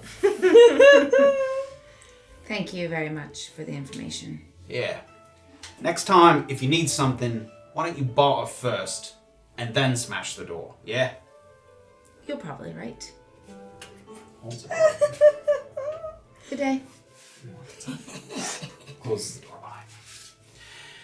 And that is where we will take a little break here for Trying to think of more Tabletop questions. Hey, you gotta squeeze what you can. Persistent. Persistence. You were. I mean, I didn't even think of potions when you said it. Like, you obviously wanted magical items. You came up with magic potions. It's a good bartering tool. Yeah. When we come back. Except for that whistle, but I knew I'd get slammed if I get It's also not magical. Yeah, you don't know that it's not. Right, that's true, that's true. Guys like the fucking It's whistle. like, It doesn't even work. Tweet, what the hell? It doesn't even make noise. Yeah, cool whistle. Get the fuck out of here. I forgot to shout out Shades of Blue resub for 27 Whoa. months. Thank you so So much. thank you so much. And also Night Munch resub for 24, which is his 2-year anniversary. So That's also very good. Yeah. also delightful. That's awesome. I you guys think so that was it. I don't think I missed anything. Awesome. So thank you very We'll take much. another check. everybody. But thank you guys so much. We'll be right back after a short break. Yes. We'll dive right back in and figure out where everybody's headed to. And during the break video, there's Be a recap alone of what forever. happened last Evil. episode, and there's Recap. also this cool, nifty little map showing Oh, yeah, how that's the awesome. days have progressed in our campaign. The 'cause journey. it's a long one. It is, indeed. So you get to each day is labeled with like the specific events that happened that time. So if you're like looking back on memory lane to 80 episodes in, what is it, like 28 days or something? something like that. All right, we'll see you on the other side. We'll be right back. I got yelled at. Welcome back, everybody, to Tabletop Notch. I did. We pick back up in Nakuzi, and making like you're headed for the road leading west to Naupa, you pass a row of small homes while moving along the bank until you arrive at a sturdy log cabin with a covered area outside that keeps the equipment safe from the weather. A forge, 2 chimneys, an anvil, and a large basin cooling metals. From the racks on the walls, you can see that while the local smithy probably takes custom orders if asked, there isn't a particular demand here for exotic weapons. In Urinchupa and Mukmu, the blacksmiths would put things out like tridents and glaives, war picks, and morning stars on display to sort of show off their level of craftsmanship. But here you see only rows of simple one-handed swords and axes, almost identical in their appearance. It's an exhibition of like consistent quality rather than creativity or expertise.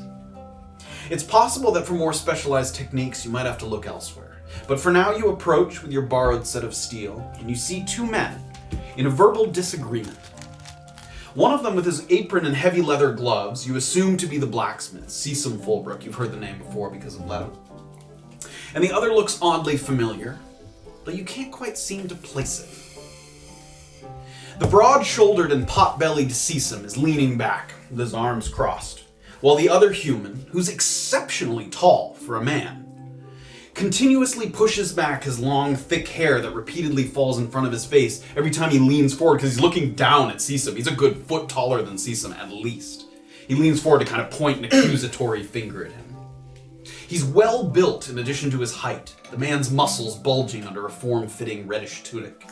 And a grisly scar with a deep indentation on his left cheek give you the impression that he sustained a heavy blow to the face at some point in his past. You said it would be ready. I'm here to pick it up, and I have to get it padded before nightfall so I can be ready to practice with it tomorrow morning. If I can't do that, I can't practice, and I'll be holding you responsible for any injuries that I sustain. Do you understand me? And Seesum kind of leans back. I understand you. But what you need to understand is that someone more important than you, which I realize is hard for you to fathom, made an emergency requisition. One that, as a good citizen of Navikapura, I had no business refusing. So you can wait here with me till he's brought it back, or you can grab something off the rack that'll fit you like a fool. And he sort of stands there, and you start to approach. And the man with the kind of scar and the indentation in his face looks at you, and then he looks at your chest, and you watch his face kind of drop.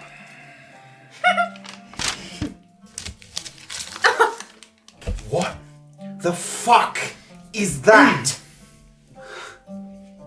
Seesum kind of looks over. Looks like the scale that you ordered. I'm not sure how you possibly could have done that much damage in the short while that you had it.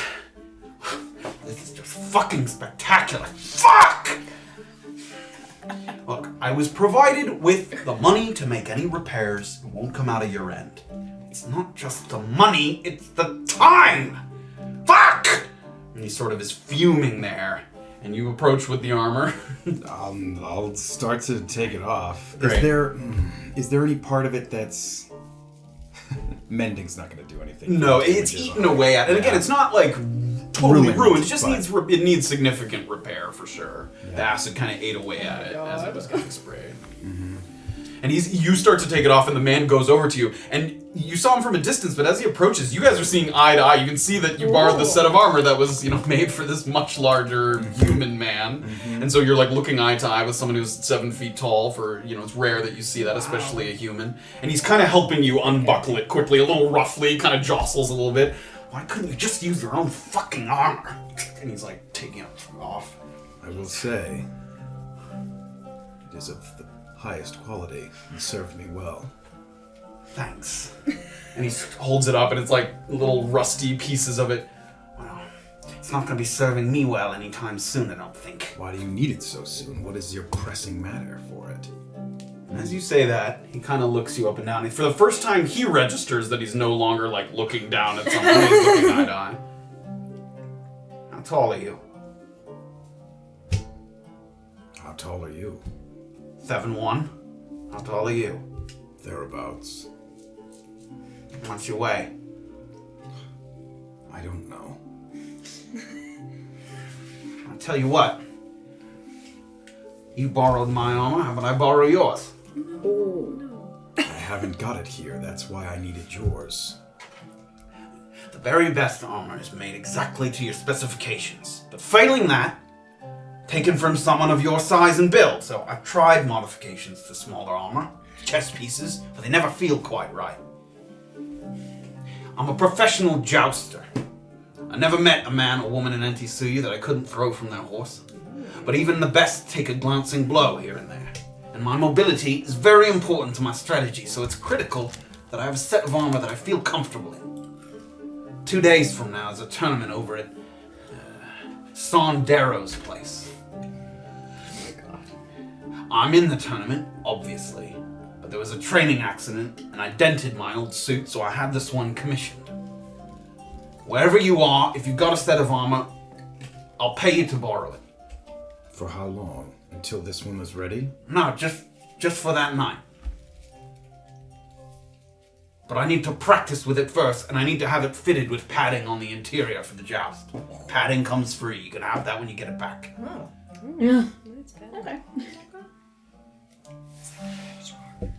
traveling west tonight, but I will be on the coast by tomorrow morning. I can meet you there. The deck. All right. And he sort of calms down a little bit, sort of his breathing slows. He sort of got worked up a little bit, and now he's sort of... Thanks for doing me a favor. You served me well. I will return the favor. Well, if 2 days from now you find yourself in Orba, feel free to stop by the tournament. I'll see you at the deck tomorrow morning. He sort of gives Season one last look.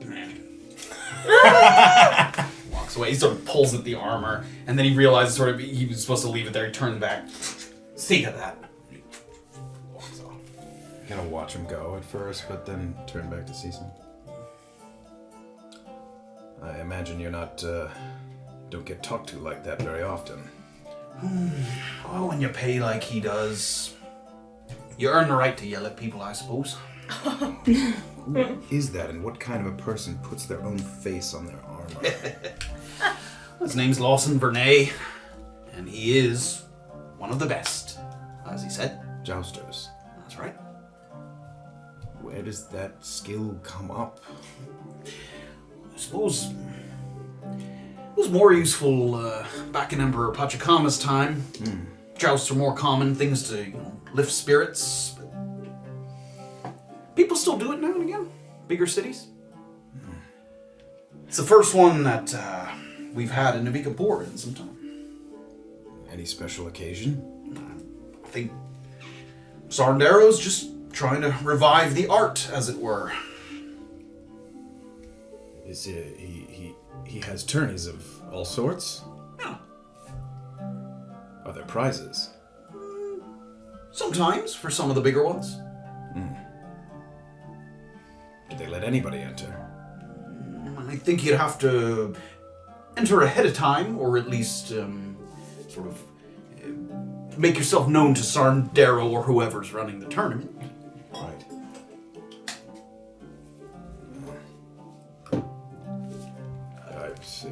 I'm sorry you had to put you out like this. I know this means a lot of extra work.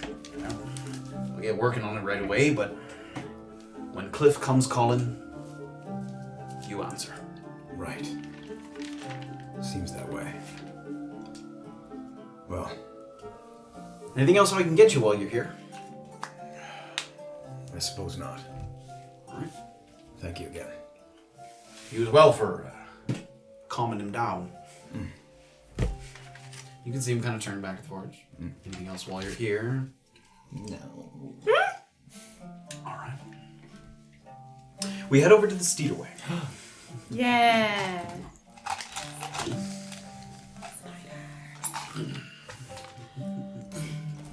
Oh my god, do you get to meet Birch? You're so lucky. Oh my god. I'm more Get excited about out. the spiders. You haven't met Birch yet.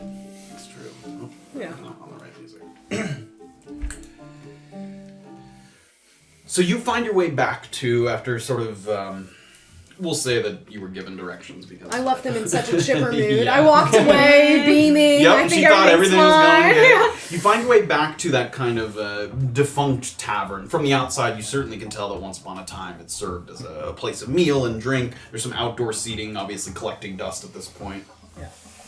And you will head inside. It's very sort of empty. Again, the interior has not been renovated to be sort of the station yet. So it's kind of spooky. It's very empty. The floorboard's kind of creaky. And there's just like a dark staircase that leads straight kind of down into the ground in the center of the tavern. Right. Kind of look in.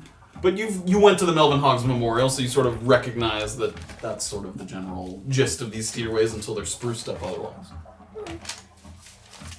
You head your way down. Yeah, walk down the stairs. You get to the bottom of the stairs, and immediately before you can even see the level, you start to hear that kind of shuffling of that fine gravel and dirt underneath the spider's feet. And you start to peek your head down, and you see one of those large steeders just kind of skittering back and forth, sometimes placing a leg up on the wall only to feel it and then put its leg back, sort of comfort in the soft earth underneath. And sort of leaning up against the wall because he's been told that someone might be coming along for a ride is one of these handlers sort of there. And you've heard of steeder drivers before. That's something you're familiar with. It's not something that they had a lot of in Ki'Ira, but you're familiar with the concept. So you recognize him, sort of has his sort of... They wear not leather armor, but definitely like padded clothing in case a stray leg smack. You know, they can be a little unpredictable. So he's got a little kind of heft to him, and he immediately kind of stands as you come down. Well, hello there. Hi.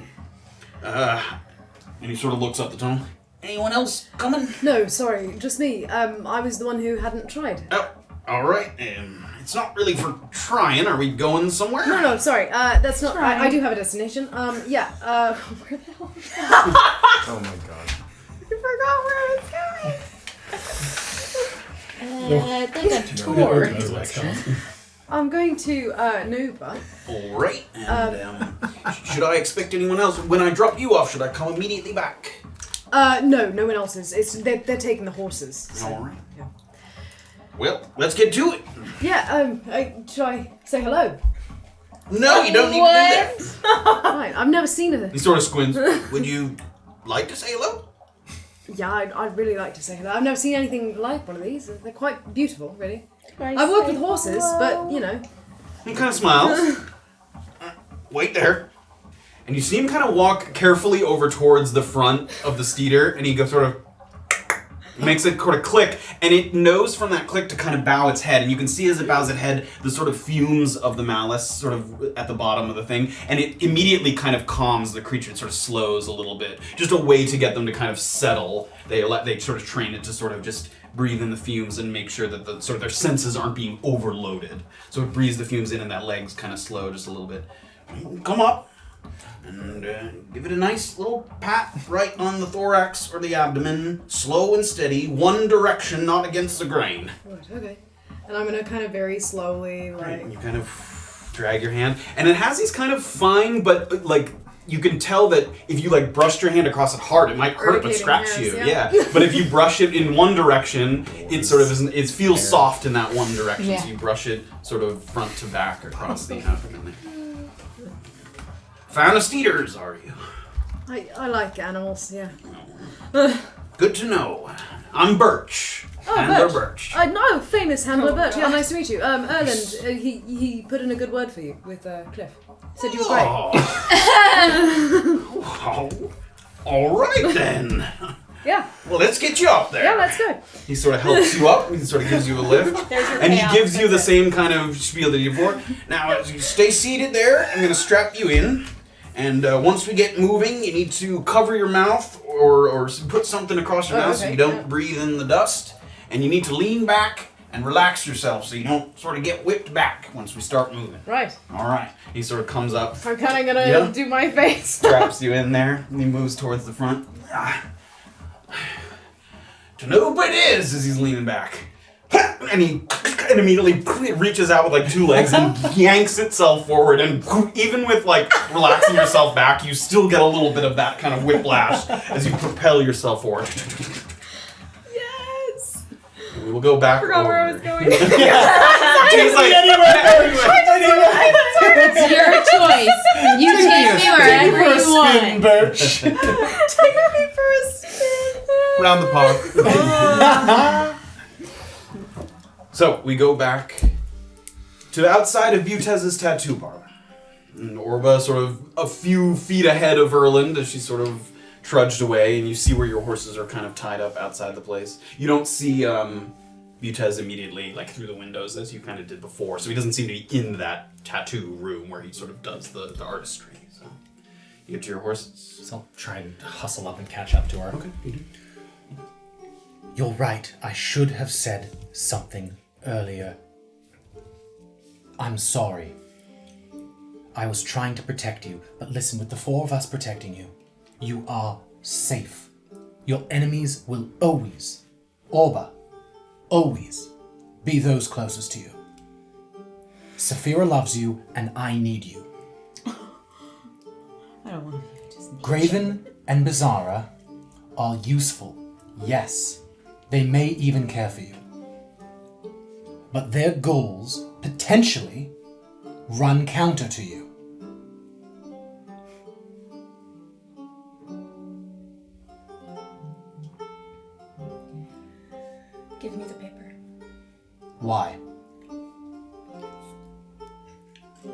think that's more dangerous?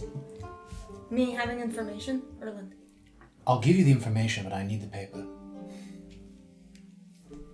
Why? In case I need to blackmail the Gentle Void.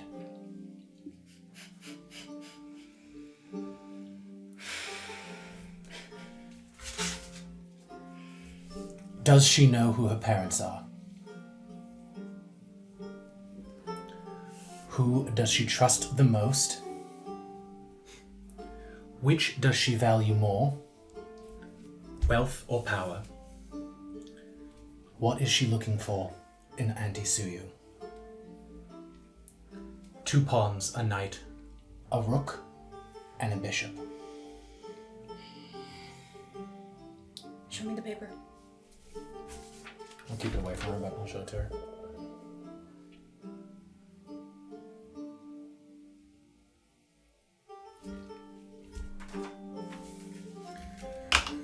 And for what it's worth, as far as I'm concerned, your parents are 2 operatives named Owlbear and Nightshade. And I'm going north to see a healer. Yes. Good. She told you that. Yes. What did you say? I neither confirmed nor denied. It sounded like it had you written all over it, so I didn't meddle. Good. Erland, do you understand what position you just put me in? Do you actually understand?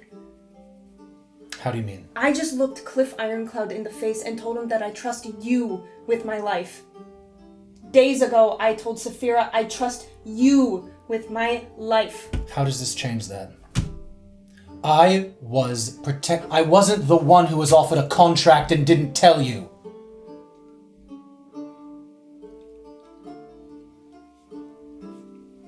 Everything I have done since we met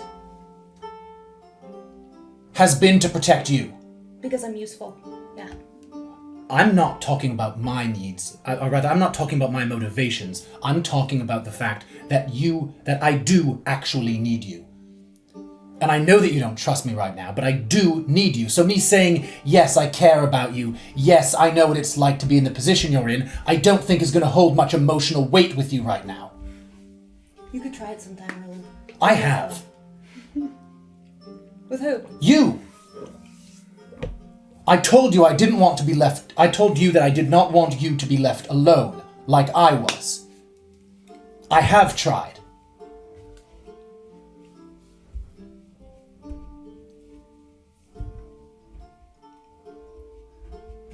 I don't want you to be left alone either, Erland. Don't get too quiet. Yeah.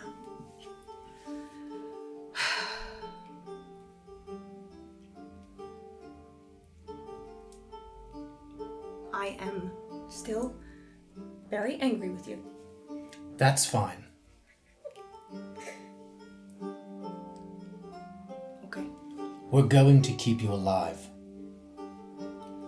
And if one of them turns on you, I will not think twice about killing them. I want you to know that. I like them, but I won't think twice. Thank you. The door to Butez is open. You're back to get the first part of your tattoo. I was actually just retrieving... I heard a bit of shouting outside. Sorry. I was here to retrieve my horse, actually. I don't believe I have time today. It's alright. Like I said, things kind of came up. But tomorrow... It's alright, I have all of the ingredients and the inks ready, so whenever you want to come by. Yes, I apologize. I don't wish to be disrespectful of your time. It's alright. I didn't have someone else, so it didn't interrupt anything. Lovely. May I see you tomorrow morning? That sounds good. I'll plan to see you then. Okay. Good day. It's gonna hop up on a horse. Shall we go or wait for Graven to Wait do for the so? Goliath, yes. A little bit of time passes, sort of quietly and uncomfortably at the posts outside of Butez, but Graven makes his way. Was there any other stops you were wanting? Great, so Graven makes his way. Hi. Still wearing... Is he still wearing the armor? No. Still wearing your old clothes. That was John. That was John panicking. Still Dropped off the wearing armor. something. no. Still doing the stuff. Everything all right? That was Erland. I would ask the same of you. Yes, just paid our respects with the Melvin Hog at the Melvin Hog burial, whatever. He wasn't there. Something's happening. Yeah. Is there an air here? Is there a coldness? Foul stand. Give me an insight check. I smell the death of friendships. Is there an air?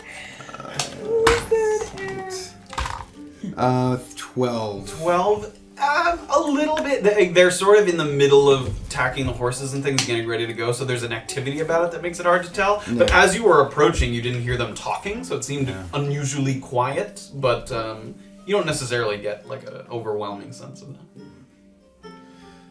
Well, I hope you are prepared for whatever's coming tonight.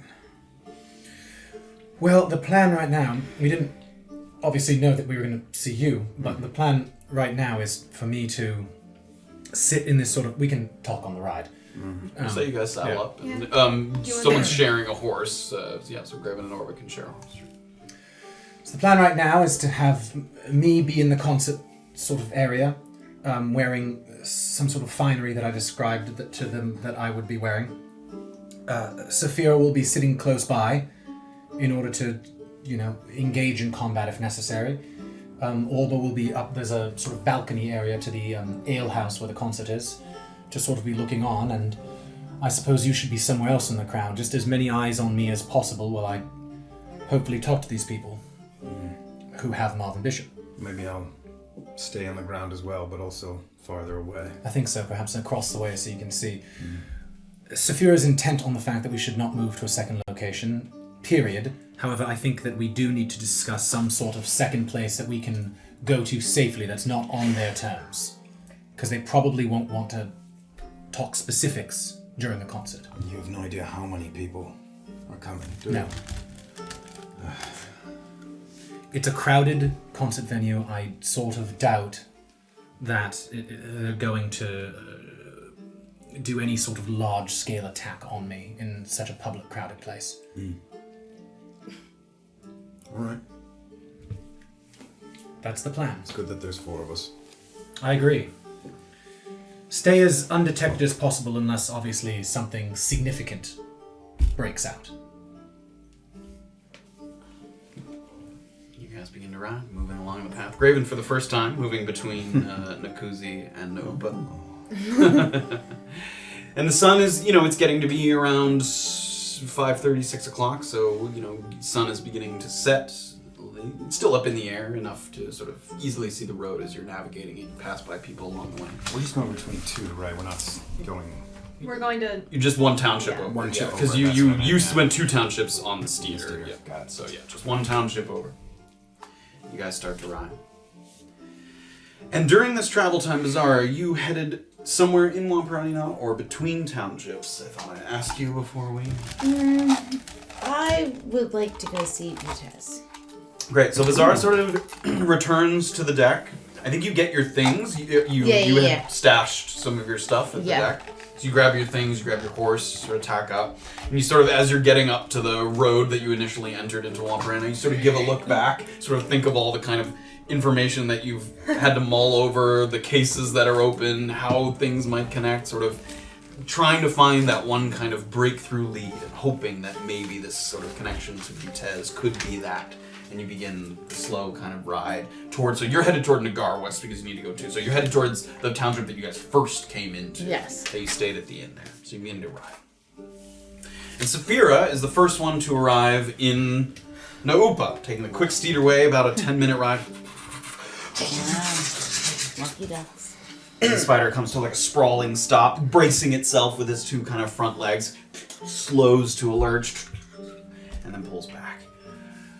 Yeah, we're here. That's as quick as it gets. That was really fast. Can I kind of reach back and very slowly and do the same thing, kind of gently? Yeah, you can, and he Pet immediately on the kind abdomen. of almost like is worried, but as you pet, the creature kind of doesn't react. He's like, I like her. Let me unstrap you there. And he hops off. And he sort of gets the straps. Helps you down off of the... There's like a little foothold that he sort of braces you on. You pull yourself down and over. And I'll tell your friend what I did since it worked so well last time. Oh my gosh. Yeah, tell everybody that Handler Birch gave you a smooth ride. Sure, will do, yeah. I hope you see you when we're up and running for real. Yeah, absolutely. Famous Handler Birch. I kind of like give him a thing. Gives you a little Finger tip of gun. the hat. A little wave to the spider, and Safira's gonna kind of... Head back up. So you Chipper. enter... Holding the fucking smelly sack. Yeah, she's all, Yep, she's got you the see smelly sack. You saw him kind of wrinkle his nose when you first arrived with the thing, but the knew. spider also kind of has, not a disgusting stench, but it has a musk to it that, like, he's used to Permeates. odd smells. And it's down, it's kind of in no. these dank tunnels. It's a little odd. Sick. So you re-emerge in Naupa, and as Erland found out before, the Steederway. Do you already have this? I can bring it up. It's again. I got it right here. Yeah. So the Steeder entrance is this building right there. Yeah. So you come up through there. And where are you headed now that you are back in Naupa? I'm going to head to where we were staying. And Okay, I'm back to the gonna Upa stash Ale. my Smelly sack. smelly sack. Great. So you start to head back in the direction of the Upa Ale House. No. Sorry. So you're returning to the Upa Ale House, and this time it feels like a whole new experience. Lanterns, brightly colored banners lining the entire perimeter of the courtyard, with a special concentration of decorations around the small amphitheater in the courtyard. So much extra seating has been brought in, it almost looks like an outdoor cafeteria. You can easily see 100 people here, 150 people here.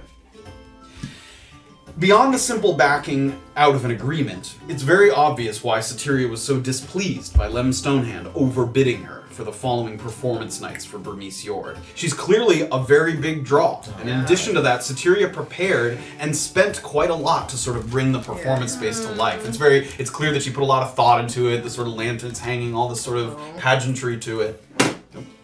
The seating of the amphitheater itself is already full, with clothing draped over certain areas to save spots. So like one person's sitting and there's like a cloak kind of draped to make sure that no one takes those seats. And the same is true of the second floor balcony of the ale house itself, which has an excellent view down into the amphitheater. You can see that many people have opted for an early dinner today, enjoying a plate of oysters or a grilled fish at a table that will then serve as a good vantage point to watch the performance. You spot Satyria herself in the center of the amphitheater. She's combining forces with her alternate bartender that you briefly saw that one morning to carefully position a large, ornate harp next to a cushioned bench. The harp is painted with rich reds, yellows, and oranges that mesh together almost to give the appearance of the wood being aflame. And the effect is doubled by the flickering light of nearby lanterns. There's other instruments as well. A lute, a violin, some bells, and a drum, and they're mostly crowded around 3 stools. It looks like Bremice does have some kind of accompaniment when she plays. She's not sort of solo by herself. So you enter into this. The atmosphere is already very lively. You're probably closing in on less than an hour before the maybe about an hour for the official start of the event. Okay. So you said you're heading in the direction of your room. Yeah, I was just gonna head Great, you kind of upstairs. pass through, you kind of marvel at all the people, kind of... give me a perception check as you're moving through. Oh no, the stinky sack. Oh no. That's optimistic. 16. Seriously. 16. So as you're moving through, it's crowded, and you sort of do your best to kind of keep the sack by your side, but as you pass by a couple tables, especially someone's like about to take a bite of fish, and they...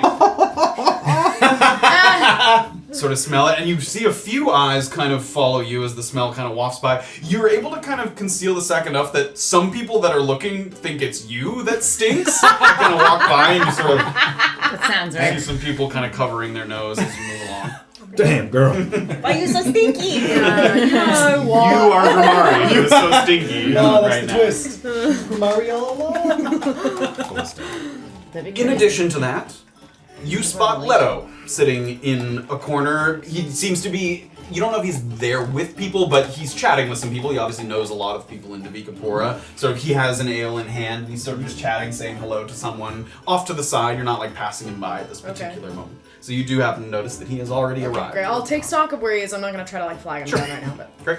So you start to move around the building and then up that staircase toward the second floor. It's separate from the like porch seating that's back around and up to the living quarters. Yeah. Sort of move through the hallway and you pass by someone who's leaving their room, and as you're moving by, because you guys are the last room on the left, and you guys have to like move sideways to get by each other, and he moves by you. How embarrassing. Yeah. You go back to the room. Okay, and It's as a soon condition. as I kind of, I don't even know It's if hereditary. I can the room. We'll say that they knew you would get Yeah. there first. So So I'm gonna open the room and like kind of as soon as I get in there, and kind of like put it away from me Sure. and like sort of down. it kind of sort of gets into a little kind of flat puddle. Put on Erland's pillow. Yeah. Is there a way for me to like Wi-Fi clean or myself up a little bit from the stench? There's like, can there's I, like a wash basin, yes. Alright, I'm gonna take the a second room and still then- stinks because the thing is in here, but there's a wash basin. Yeah, that you I can just want to scrub make sure yourself. I don't stink. Yep. Terrible. You can scrub yourself, and you have some kind of minor wounds and stuff that you kind of just Yeah, make so sure I'll- are I clean. want to try to so- also make sure, I don't look like I've just been in a fight. Sure, you take a moment to clean yourself up. Yeah. In addition to that, this can be during that time. You have enough time here to take a short rest if there isn't something else Right. you wanted to tend to. No, I would like Great, to so take a short rest. Safira's going to take this time to clean herself up, take the short rest. You're welcome to reset anything. Yes. Apply any hit die that you wish to do. Yes. And while that's happening, as Safira's sprucing herself up, the longer ride commences between Nakuzi and Naupa.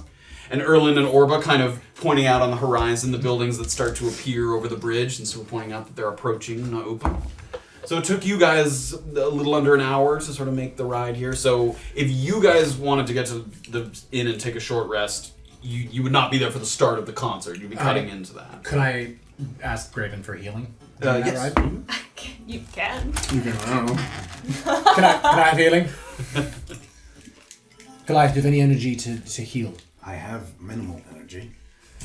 If you think I'll need it more for tonight. I think that I need it now more than later because Do if you have a healing potion? I need to be healed as well. Oh, and you can't heal several of us? You've done that If before. I healed all three of us, I would be spent for the day. I I think would that might- say I should, if there's one of us who needs it the most. I have Ryath root as well. Oh, I do as well, actually. Graven, the Ryath root that we found in the cart. Mm-hmm. Remind me what the roll is on that. Is it like a D4? I think it's like a D10. Oh, Yeah. Yeah. Riot Root. I'm sorry, I could have looked it up by my own self. I'm being lazy. 2d4 temporary hit points. And if you consume more than one, you risk sort of poisoning yourself because it can be upsetting to the stomach. it heals quite nicely. It tastes not as good. Doesn't bother me. I'll give you one. 2d4 plus 1, you said? 2d4, just 2d4 2d4. flat. All right, Also, for Erland and Orba to take these, you're still within a 24-hour period of the last time. I'm not taking it. Sure, of the last time you ate them. I didn't take one. Okay, if you did, I I'm just can't pretty sure I remember. didn't take one. I'm pretty sure I gave them to people. Okay. Okay. Yeah. Yeah, if you take more than one in a 24-hour period, you can risk Okay, poisoning yourself. I'll eat one Riot root. Sure. then. It's kind of been kind of tough and chewy, sort of like a very tough celery that you kind of have to 2d4. hack out with your teeth. Nice. And that's temporary HP. Oh, okay. So it's 7 temp HP. Damn. Yeah, dog. So do you still require? No, that was actually... It tastes horrible. Yeah, it's garbage. Yes. Well, useful, but Not the worst thing I ever ate. terrible. Yeah, you're welcome. Alright, no, I should be... As long as this isn't a significant fight, I should be alright.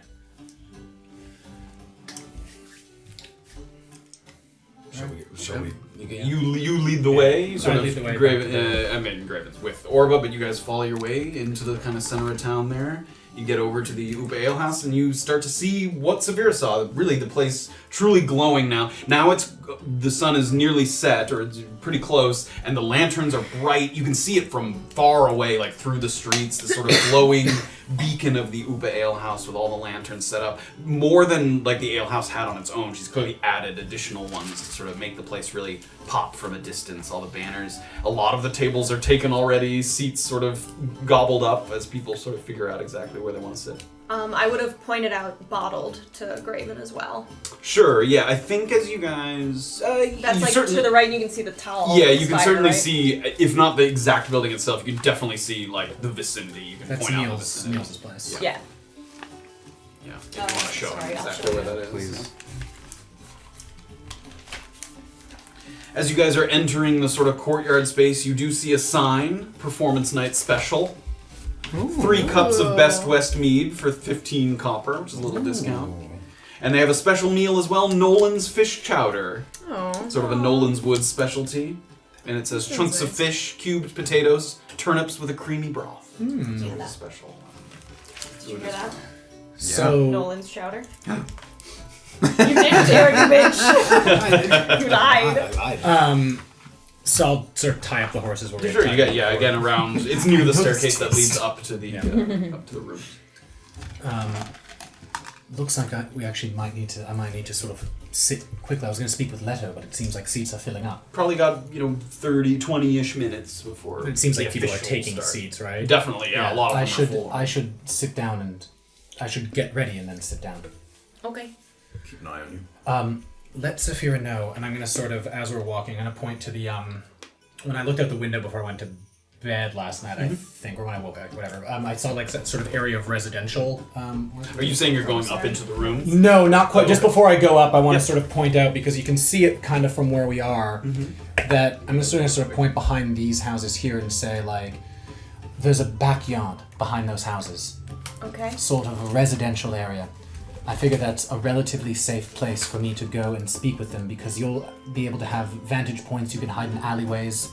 You want that as second location? Yes, if they need for us to talk quietly, I figure outside is safer than in some random room. Okay. Either that or our room, I would say, are 2 safe places that we can control. We can't protect you in the room if you don't want this seen. Alright, we'll stick with the backyard. It's a good idea. Before we split up, I'm gonna. I don't think I did it before. I'm gonna describe Sarswati in detail, like what he looks like. Oh, yeah. I don't have any reason to believe that he's in this part of town. This is but the... This is the Gentlewood Assassin. I'm just saying, I don't have reason to believe he would be here, but you should know what he looks like. He approached you? As we were getting into, bless. I didn't see him, actually. I just heard him, actually, right? Yes, I was you did. hiding, so yeah. Just as we were about to make it into Wampiranina, he passed us on the road.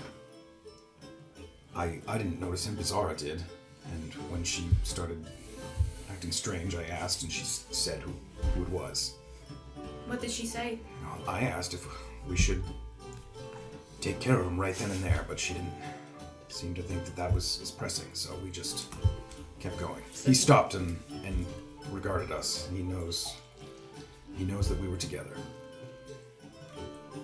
She didn't... Sorry. No, it's okay. Oh god. She didn't want him killed on the spot. It was a crowded road. There were people around. If it had been more secluded, I probably would have just done it anyway. So, that's that. Erland, the manacles I gave you underground. Give them back. Oh, yes. That was amazing. Give them back. I did not forget. Hand them over. Right. Well, I need to get changed for a party. A concert. Okay. Alright, I'm probably going to go find Leto. Alright. I'll suppose I'll Let's scout out a spot that let's I can... let's enter separately. Just enter the Right, sort of area separately. I'll go now and Oh, okay. Alright, yes. I'll go second then. keep an eye on where you end up. Great. Okay. So you're both going. I'm going You're a little going bit up to the after room. him. To the room? He's going into the bar, you said. Yep. I'm going to go a little bit after him up to the room. Okay, great. Well, the venue. I was going to go to the venue. You mean the bar, concert the venue. outdoor bar Okay, it's slash like- that is all part of the same. Yeah, it's like right outside, right? Yeah, like the concert it's area. in two parts kind of. There's an indoor part to the bar and an outdoor part to the bar, and the outdoor part has the courtyard and the amphitheater. And Orba, sorry, where were you going? I guess I'll, wait half a second, then walk into the bar to see if Leto's around. Okay. Just keep an So eye you out for sort him. of head. You guys sort of each making sure that you kind of subtly don't all enter at the same time or look like you're part of the same group. Erland, you go up to the room, open the door, and immediately, that waft of smell. It feels like you're sort of going back down into the Fernogo Vigo Kind Trail. of as see it me sort and of- like washing myself. She looks sparkly clean, but it I'll stinks sort of like hell. seeing her like washing herself. I'll sort of. She would have finished Oh washing. my She started gosh. washing. Why do you do this every time? She's like, at this point, she's Oh, like okay. sprucing up her, like she's got her. no. But still, sort of having walked in on something, Made it getting so ready. much. Are you all Yeah, set? don't be weird. The Birch, Steeder driver, fantastic! Bang up job! I thought it was great. Love those spiders. Brilliantly fast. That was great. Really, truly, highlight of my experience here. Oh no, that was fun. Come on, we haven't had any fun. What, you don't? I'm not allowed to have fun now? No, What's you- your problem? That's the highlight of your. Oh, it was brilliant. It was I got to ride a spider. Are you not excited? Whatever. You know what? I'll take my joy elsewhere. Look, Problem? No, I'm here to wash up and change. Okay. Are we ready for the? Did not see. Oh yes. Feeling ready. They'll Orba or Graven will tell you there's a sort of residential backyard area that if we do need to speak in any sort of solitude, I'm going to try and take them there so that you can still have eyes on me Okay. and we can control They the can. situation. They know where it is. Yes, I pointed it out when we came in. Okay. You can actually. Oh, Yeah, actually, you can yeah. point to it I can from point to it in the Please window. I tell forgot. me. Yeah. I'll sort of point to it in the You're not window. allowed to know. No. Yeah, I'll sort of Yeah, point out point the to it area from in the the window. And I'll say that's a fairly easy place to get to, I think. Okay. I mean, I suppose as good as any. As much control as we're going to have of this situation. Right, so I'm going to sort of get a seat because it's rather busy and... Yeah, it is rather busy. I was going to talk to you about that. I'm not sure that we can put Orba up in the second level. It looks quite full. I mean, she could, I suppose, try to squeeze up there, but... There's four. She just might not be able to get a seat. She Okay. could stand up there and watch from the balcony. Yeah, it's just looked like the seating up there. There's four of us now. As long as we have many different vantage points on me, I think we'll be Okay, alright. and you want me next to you? As close as possible so that you can... I don't think I should be directly next to you because that'll probably give away that you're not alone. No. So sort of, yes, a little bit behind or adjacent or whatever. Okay. So Erland, I put the saddlebags in our room, so I'm going to sort of take off Safira's cloak, put it in my bag in my saddlebags, and haven't worn it in so long. I know. I'll put on my It's a little wrinkled because it's been in your bag for a long time. I'll kind of like give it like a press as I'm kind of like Sure. sort of beautiful Kira Yeah, blue, and silver Yeah. Kira robes. and I'll give myself like before I'm putting it on, I'll like give myself a bit of a wash, like slick back my long hair a little bit, sort of. Actually, maybe I'll like tie it up a little bit. I'll like tie it up a little bit. Wow. And I still have my Dress to impress. and I'll sort of slide my nunchaku sort of Yeah, here to hide it. As you best can as definitely possible. conceal it a little bit in this sort of, but it's a thin robe and it's fairly form-fitting compared to some other stuff. So if you like leaned or something, someone might see the outline of it. I mean, it's hard to fully conceal it, but I'll do my best to hide it. yeah, and, it also wouldn't be weird for someone to be carrying a weapon. Are darts easier to hide? It's like Oh, sort of definitely. Great, so then I'll hide darts on the other side. Sort of keep all my weapons and Sure. stuff in my traveling sack with me. Sure. Is Safira still in the room with me? Or? All right. All right. I'll head down first then. Okay, should I should wait a moment after Just a you moment. head Yes, down? they're already both down there, so I think we're all right. Okay, All right. alright. Good. Should we... what questions are you going to ask him if you get to talk to him? What questions are you going to ask the people who kidnapped him? I mean, I want to know... I want to know who Marvin Bishop is first. I think all the other questions I have are for Marvin Bishop and his Okay, relationship so the goal, when they do talk to you, is to to get find to out him. where Marvin Bishop is. And if they tell you that they have him somewhere and they want to take you there, what do we say? I say, I'll see you there later. I'll think about it. Oh, fuck's sake. Or no, bring him You somewhere. can say if you want to talk to me privately, you can talk to me privately here. But if you're trying to lure me into a trap, I'm not going with you. Yes, that sounds like a good plan. Yes. Right. I'm just saying, because what the problem is, if he says, hey, I've got Marvin Bishop, why don't you come to this building and find him? Of course not. And then, Of course right. not. And then That's he's a not trap, there, that's obviously. a loss. That's a trap. Yeah, obviously, but yeah, okay. If we Just do get making into sure. combat with these people, no killing, yes? Because we need to interrogate them. Oh, didn't think I'd hear you say that. But yeah, sure, I'm all for Yeah, I won't kill him. Alright. Give myself a brush. Look pretty spiffy. Take a Is that deep your- breath. that's your best. Here we go.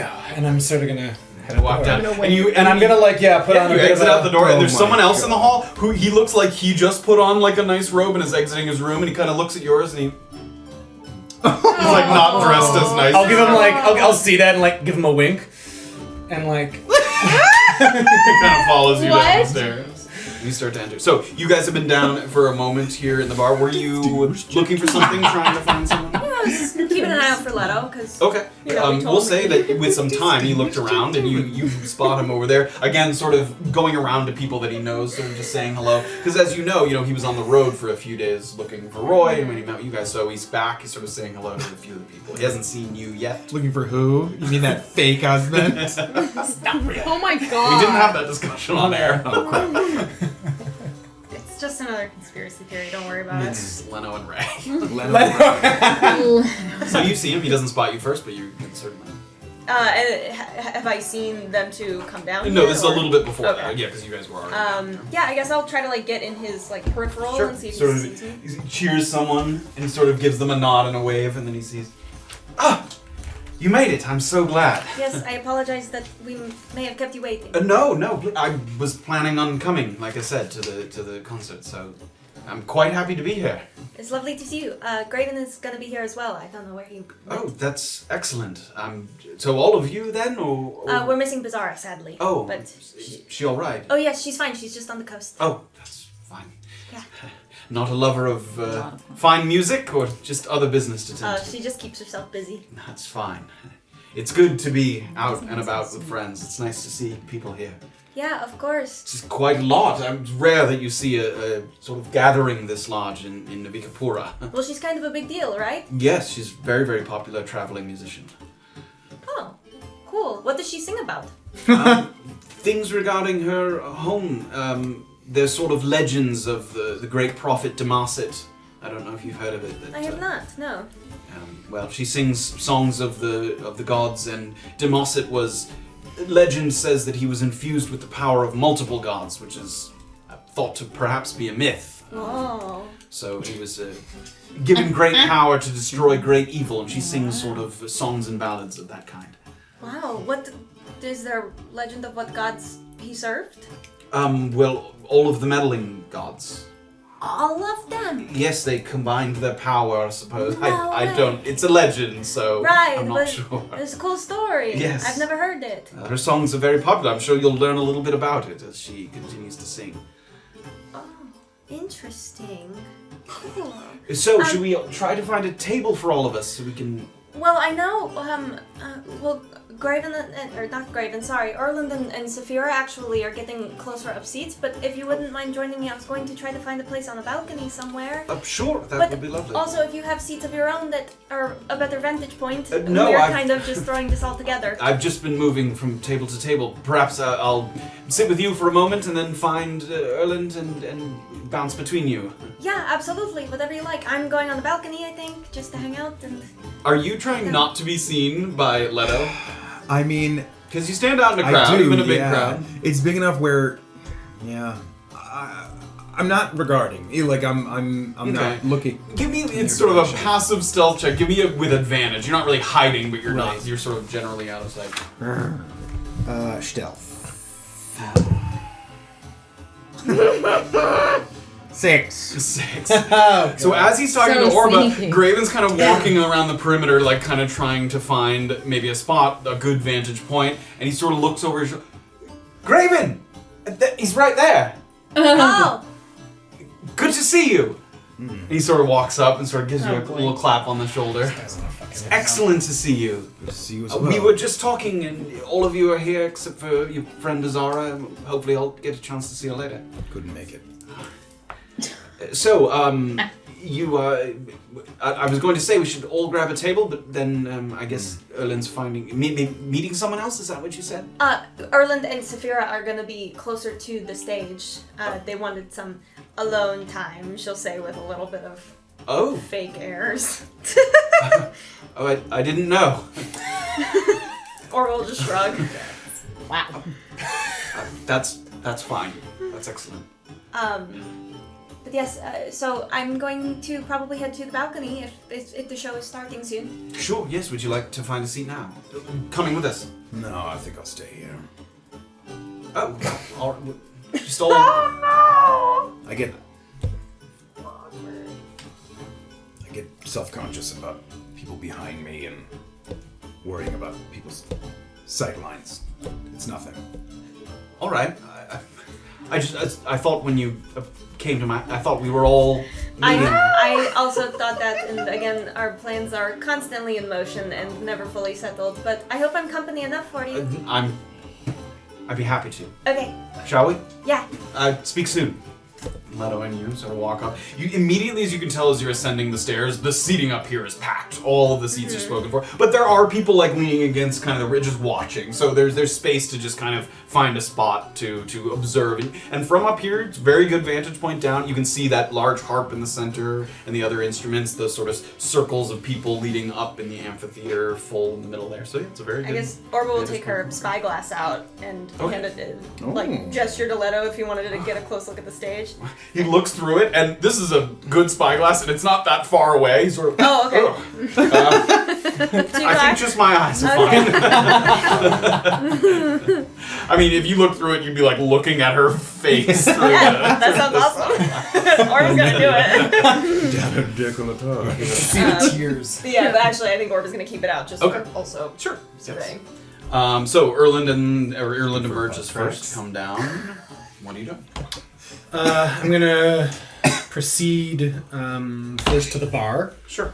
You do so. Safira is busy. You can tell, like, in hands, like, holding them by the handles, she's carrying, like, 3 mugs at a time. Seems that sort of mead special. Yeah. She puts 3 mugs down in front of one person, goes to another person, 3 mugs in front of that person.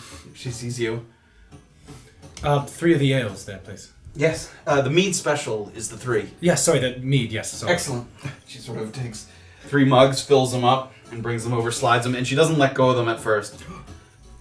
Haven't seen anyone yet. Oh, then I get to enjoy the concert. How much was it? 15 for the 3. Great. 15 copper.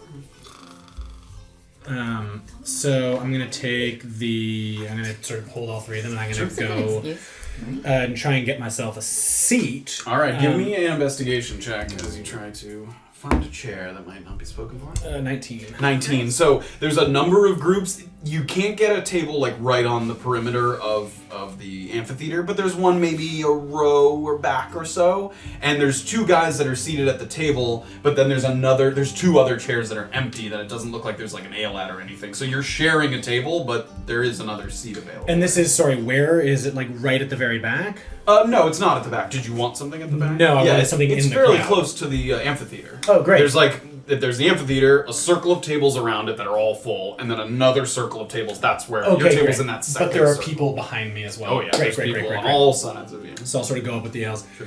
Is this spot taken? Please. Okay, I'll sit down and I'll put an ale in front of me. Sure. Would you 2 gentlemen like an ale? They look at each other. If you're buying. And I'll slide the 2 extras over to them. Cheers. Cheers. And they start to drink. Maybe still. Little baby. Yes, that would get me drunk, guys. You see Satyria go out from behind the bar, and you see her kind of look around and motion to people kind of maybe just outside the edges of the courtyard. It's like, guys, come get him. There he is. He just sat down. You just sat down? I gave him 3 meads. And she signals to some people along the perimeter. And as that happens, you see a number of, look like, hired hands, usually sort of young men and women, and they take little cloths, and there's all these lanterns have like a glass covering to protect the flame, and they throw the cloth over. So and there's only like just a tiny glow sort of just pressing through the cloth, but immediately the whole area goes one lantern at a time into a kind of darkness. And there's just these very light glows, and immediately the whole place, people talking, clinking, drinking, immediately there's sort of a people, and Safira has come down at this point. I'll say, I was gonna say, oh no. where did you want to be sitting or finding a spot? I want to find a spot. I want to have him in my sights, so I want to be like, if I can be like 10 feet behind him. Sure, so you can either be with him in your sights on the sort of opposite side of the amphitheater or between him and the bar. Between him and the bar. Great. There's seats there. As you get further away from the amphitheater, there are, scattered seats available. Okay. So you kind of find a seat there. So you're probably, only 20 feet from the bar itself because you're a little bit further back. And then maybe 15, 20 feet from Erland is where this table is that you find. As the lights are sort of dimming, is it possible for me to sort of, as I'm, looking around at the entire crowd, seeing if I can see where Orba, Graven, and Safira are? Give me a perception check. And Graven, you're like hanging around the perimeter? Where did you end up? Yeah, the way you described being opposite from him kind of thing. You want to be on the other side of the amphitheater? Yeah. Great, yeah. Sitting or hovering? Hovering, again, like, with, kind of at the back. Sure, there's my height can... On the perimeter of the courtyard, there are some, pillars. You can be kind of leaning against one of the pillars and sort of keeping an eye on things. Mm-hmm. 9.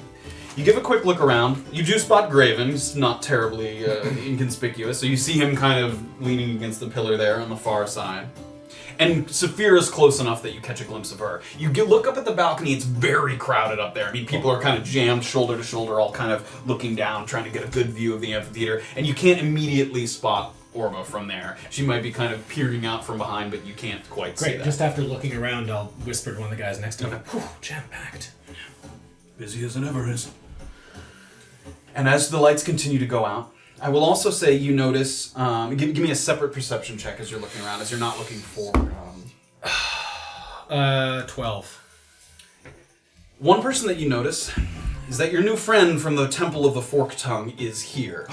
Passed out, face down, on a table, kind of on the opposite end of the amphitheater. I could kill him now. Yeah. But you do see that he is here. He might not have left since you left, as he was kind of drinking himself into oblivion. Darts.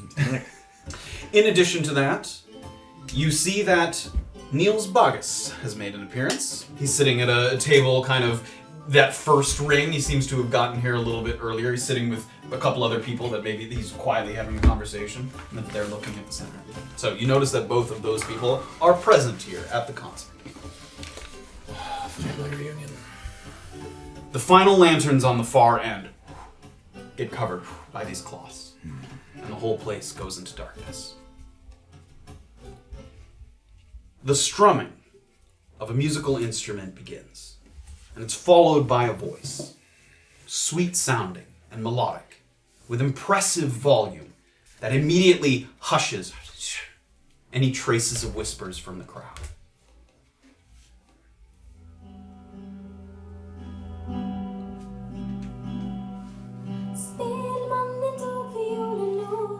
Two lanterns are uncovered near the staircase that leads up to the second floor quarters behind the Oop Ale House. And the warm light washes over the face of a tiefling woman with scarlet red skin and flowing hair, a deep ocean blue hair that dances between two off-white horns decorated with gold and silver bands.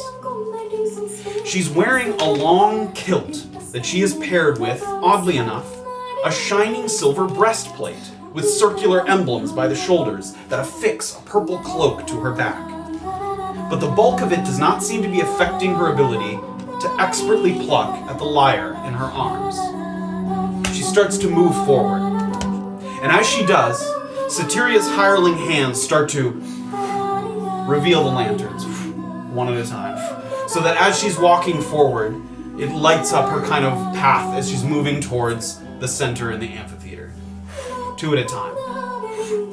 And all the eyes in the place follow her as she descends, one step at a time, down into the amphitheater. She finds her place at the cushioned bench, handing off her instrument to another one of the musicians, and she sits, and she transitions to the harp, whose harmonious notes begin to fill the entire courtyard. She sings a ballad of Niajet, god of nature. With a light and charming sound, the lyrics describe the tale of a young girl who discovers that a portion of the forest has turned to desecrated ground. The girl returns to her village, and the adults there tell her to simply stay away from the area, that they will fortify the town's defenses because they are respectful of the gods, and the gods will keep them safe from corruption.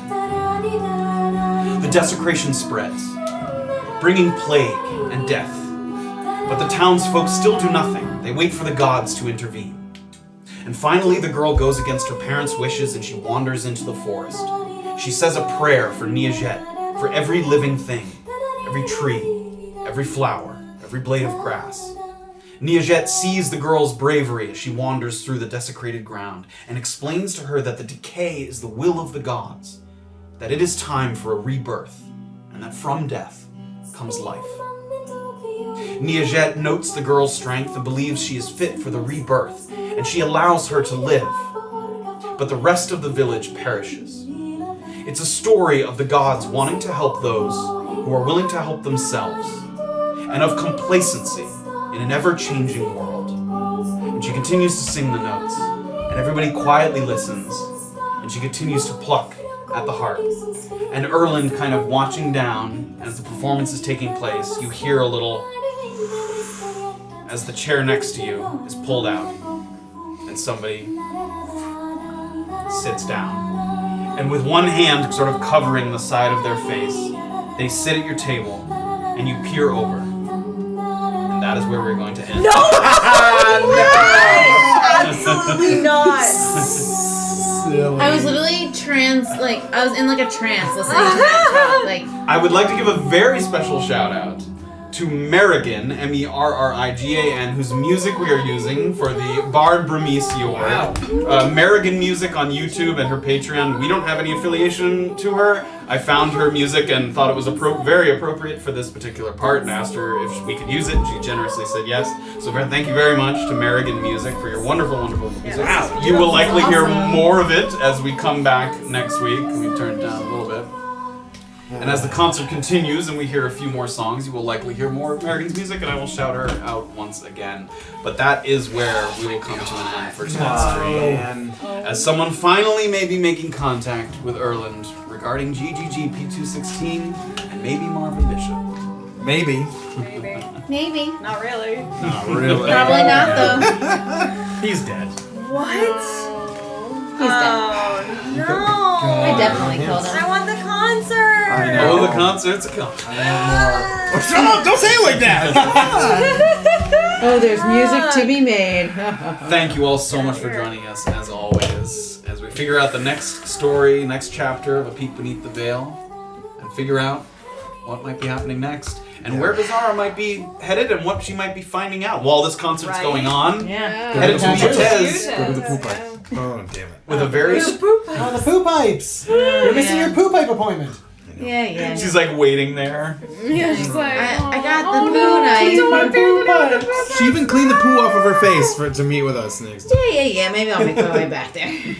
But for now, Beezaura goes to investigate a very promising lead over at Vitez, having negotiated her way into Palomar Franco's house. Yeah, this is soft. Forceful negotiation. Also, next week is going to be our final episode, and then we're taking a week break, so just one episode, and then we're going to be back for the new year. So it's the 26th that we're not doing a show. So next week we will be here, Yep. and then we will Same time see you next in the week. new year. Yeah, we'll take a little break and we'll come back. 2022. At the end of next episode, who knows where we'll be at. So. Oh, we'll be level 5. At this fucking concert. Yeah. We're going to be We'll still be listening to Merrigan Merrigan's for music. 3.5 hours, which is Put fine. us to sleep. Thank you guys so much for joining us Thank as you always. all. We really appreciate your support. Much love. I know that some great streams that would normally be streaming this weekend are at PAX yeah. Philadelphia. Oh, yeah. Have a great time if you're there. Yeah, I or think watch Philly. I saw Philly. that Legends of Evantris and Lord Gasumba were there, so I Both great hope that you're having streams. fun and I hope you staying guys are safe. having an awesome time. Also, Yeah. Legendary Action is in the chat, so show some love to them. They do Not some- at PAX Philadelphia, but still awesome. No, they are very far away from PAX Philadelphia. But show some love to them, Legendary Action. They also do amazing D&D and other TTRPG games. Lots of love for them as well. Awesome. Have a wonderful night, everybody. See you next Bye. week. Same Bye. time. Bye. Who was that?